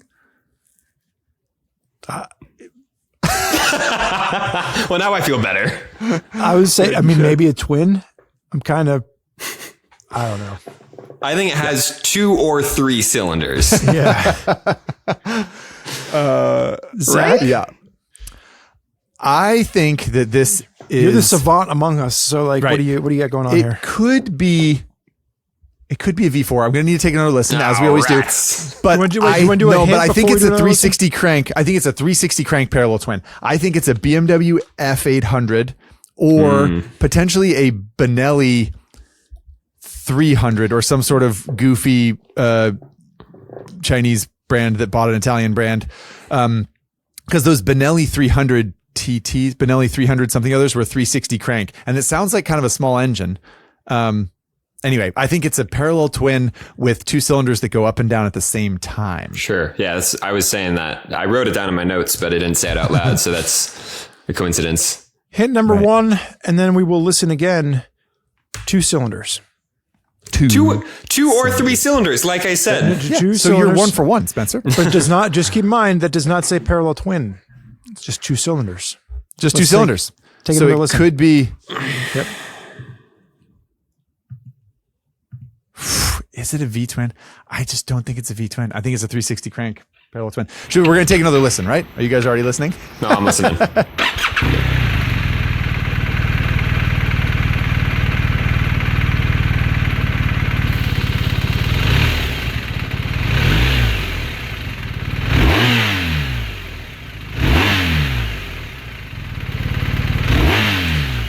So, joking aside, my comment earlier about it being broken.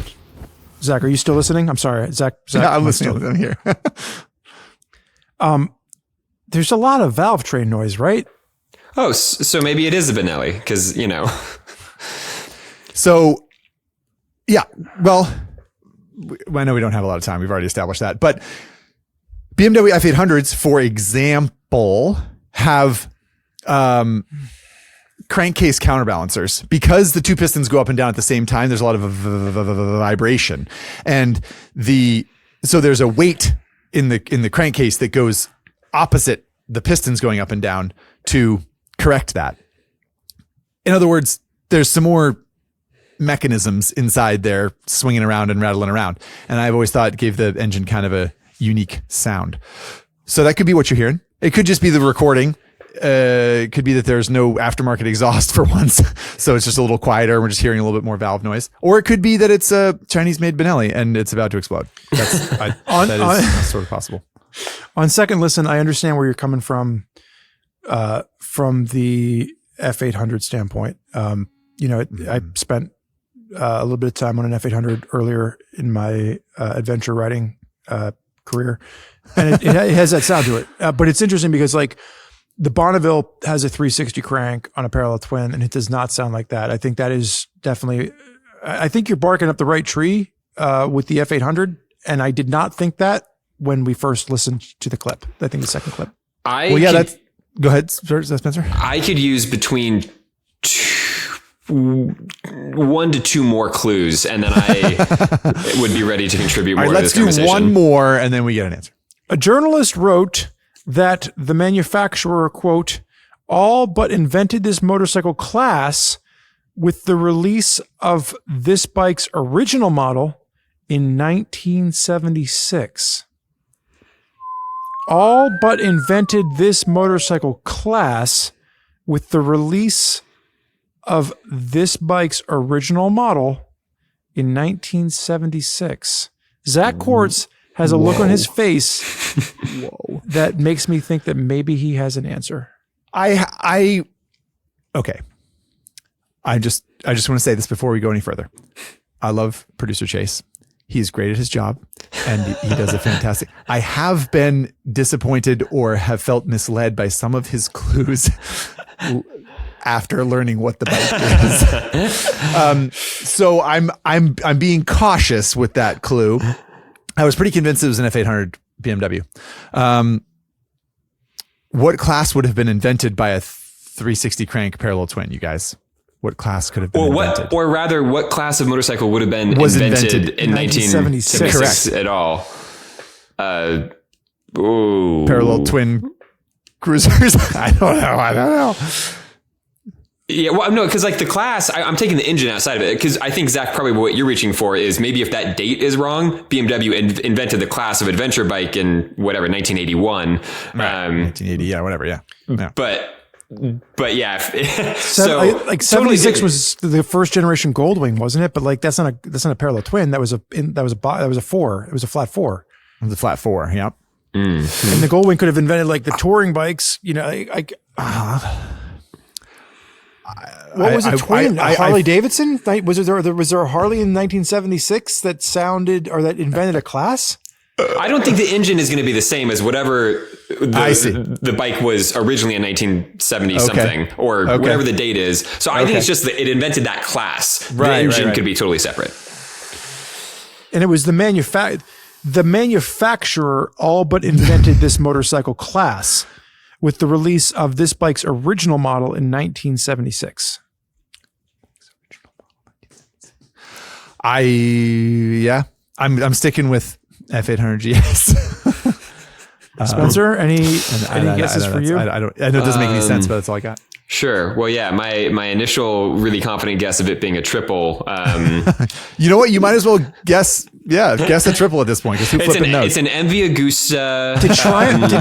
Did Triumph throw something out in 70? I know Triumph was all but defunct by 70. I know they kind of like limped along into the 80s, but like their glory years were sure as hell behind them by 76. Based on what Zach Quartz, Golden Ears Quartz has observed, then my guess would be the GS because it's like that date is close enough that I could see someone on Wikipedia maybe thinking that the adventure bike category was invented late 70s.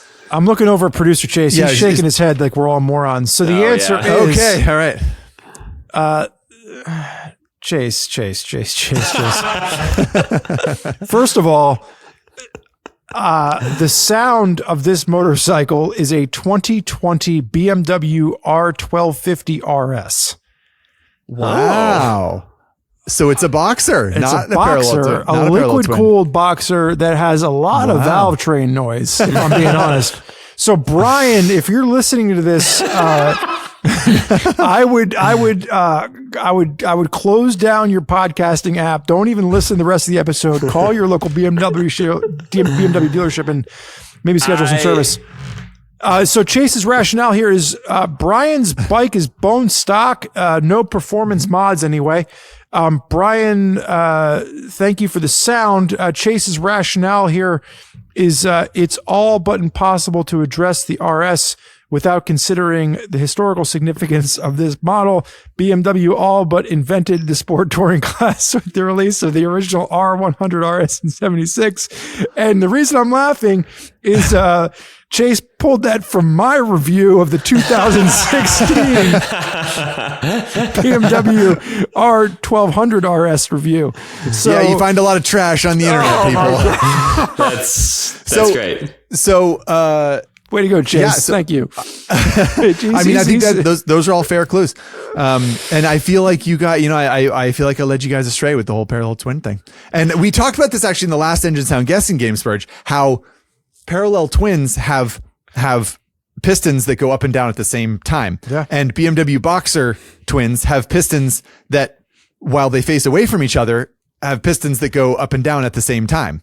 So the reason BMW, I think, maybe this is true or maybe it's my imagination, chose the 360 firing order for its F800 GS is that engine kind of sounded like a Boxer twin, because it's like it ultimately is sort of like a similar firing order, even though the design of the engine is totally different.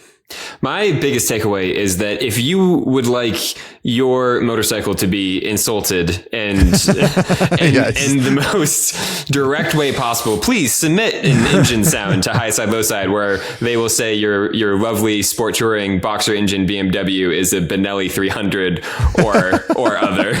I just, my takeaway is I don't go back and reread enough of my Common Tread articles that I've written in the past.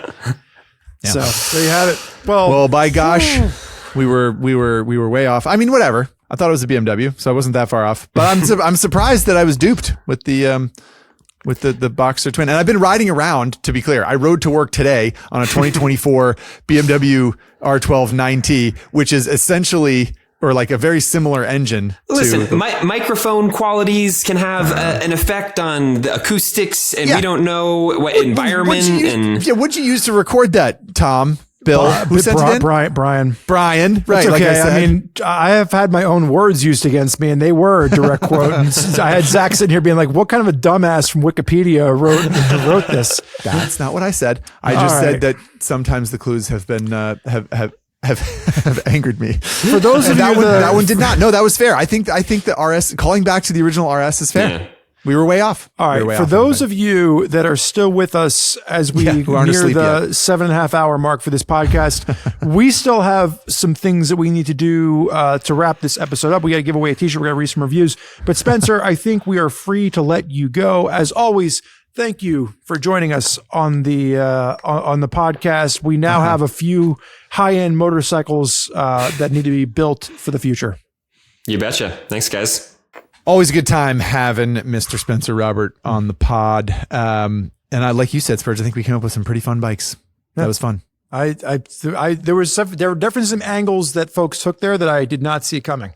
If you had told me that Spenser Robert was going to go full blown, $200,000 Harley Davidson race bike, I would have not guessed that. You'd have been surprised. Okay. Let's move quickly through the last bit of housekeeping here. First up, our t-shirt winner, who's going to win a t-shirt because they left a review on the Apple Podcast platform. It helps us with distribution of the show and, of course, makes us feel better.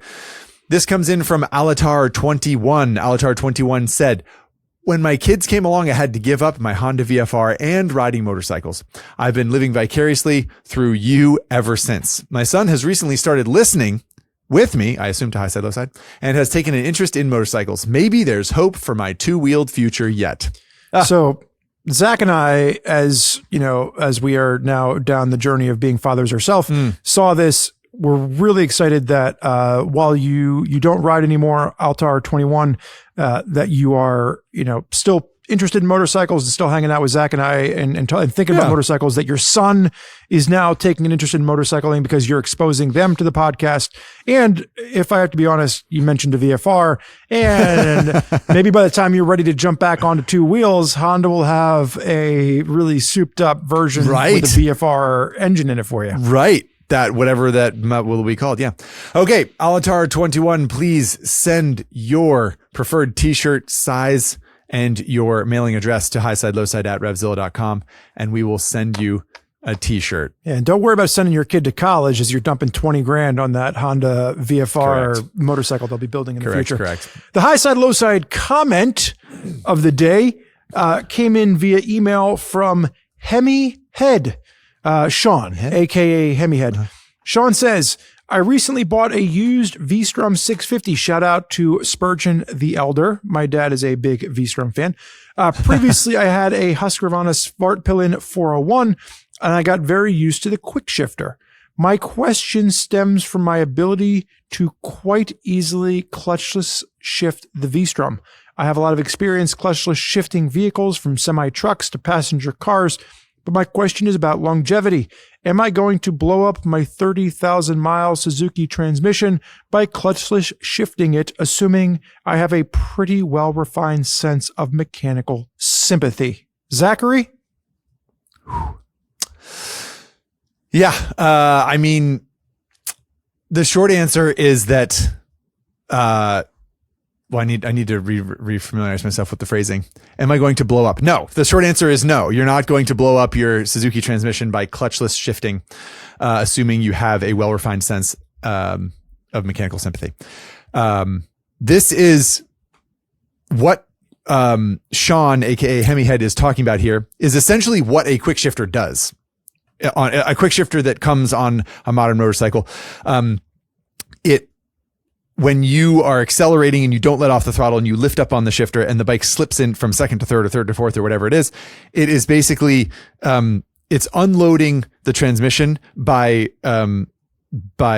retarding ignition in the engine to keep the engine from firing fully in those fractions of a second to unload the transmission and allow the transmission to slip easily from second gear to third gear. And those are tuned to do exactly that.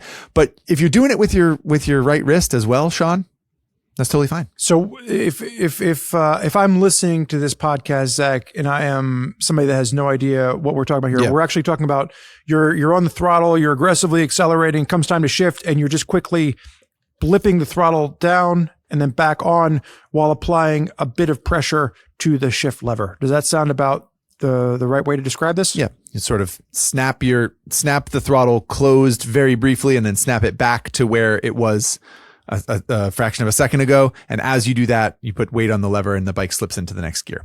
Yeah. This is much more easily done on motorcycles than like a manual transmission car, which has a gated, like a much different style of transmission. Motorcycle transmissions are sequential, meaning you go from second to third to fourth and from fourth to third to second. You can't go from second to fourth without going through third. We won't get into the complicated. The point is, it's much more easily done on motorcycle transmissions, though it can be done on other transmissions as well. And it is not inherently bad for the motorcycle if it is done properly. If you're not sure about this technique and it doesn't feel like it's going well, then you can damage your motorcycle. But considering, Sean, you're talking about the fact that you've done this on semi-trucks and passenger cars already, and cars. Yeah. I think you're going to be just fine. And I trust that you, sir, know what you are doing. For anyone else that wants to shoot a question over to Zach and I and have us give you our unabridged thoughts, you can always shoot an email to highside@RevZilla.com. You can go ahead and leave a comment below if you're watching this on YouTube. And as always, we would just ask that you share the podcast with your friend. If you listen to the episode, if you've enjoyed the episode and you have somebody that you know likes motorcycles, feel free to pass along the podcast and maybe get another fellow listener in here as well. That's what we'd like to do. That's right. Okay, Spurge, it's been a marathon of a time. I hope that the viewers and listeners enjoyed it. I had a blast talking about all these different kinds of bikes and which ones should be made. What's your big takeaway here, huh? What's your My big takeaway is I feel like after we transitioned to the engine sound guessing game and you made some comments that I feel like I owe MV Augusta an apology before anybody writes in an email to my personal email address. I feel like I was not trying to upset anyone over at MV Augusta, and I think that you make beautiful motorcycles, and I think that maybe I spoke too soon. And if you want to send him a free motorcycle, then you would graciously accept. Yeah, sure. Yeah. Nice. Well, my big takeaway, speaking of you being a hater, Spurgeon, is that I didn't know that you had such. What did I actually hate on today? Philistine, other than like I made a funny comment about BMW GS front end, the Telever front end. You say, "Oh, I don't really know if it matters that much. I don't really care about it that much. I don't think it really matters. I don't think it's that good." I'm surprised to hear you say that. Maybe you like the finer things, especially suspension. Maybe I just haven't spent enough time with it. It just never felt, I don't know, like it just always felt a little bit odd to me versus what I was familiar with telescopic front end. It does feel odd. You're right. It takes some getting used to. I probably don't have as many miles on a GS as you and Spencer do. You guys, you have a refined palate. You like fancy things. I'm riding around in my humble 890 Rally. And, your humble Jeep. No, I think that there's, to your point, there are people that they're lovers and haters of the BMW mantra and broadly, but also as specific as, that front end design. I'm a fan, but if you're not, that doesn't make you, maybe I just haven't spent enough time with it. And maybe I haven't spent enough time with MV Augusta. And so if they're going to send me a free motorcycle, I should take it and be happy and be merry with it. And love that you're backtracking on that. Yeah. Don't bother. Stick to your guns. Okay, man. You made me feel very self-conscious. So let's let all these nice people go back to their day, shall we? Holy cow. Thank you for joining us for this marathon of an episode of Highside, Lowside. Hopefully you are still sticking with us. We had a good time. We will see you, however, next time for, I believe, episode 10 of the podcast. Indeedly do. See you, everybody.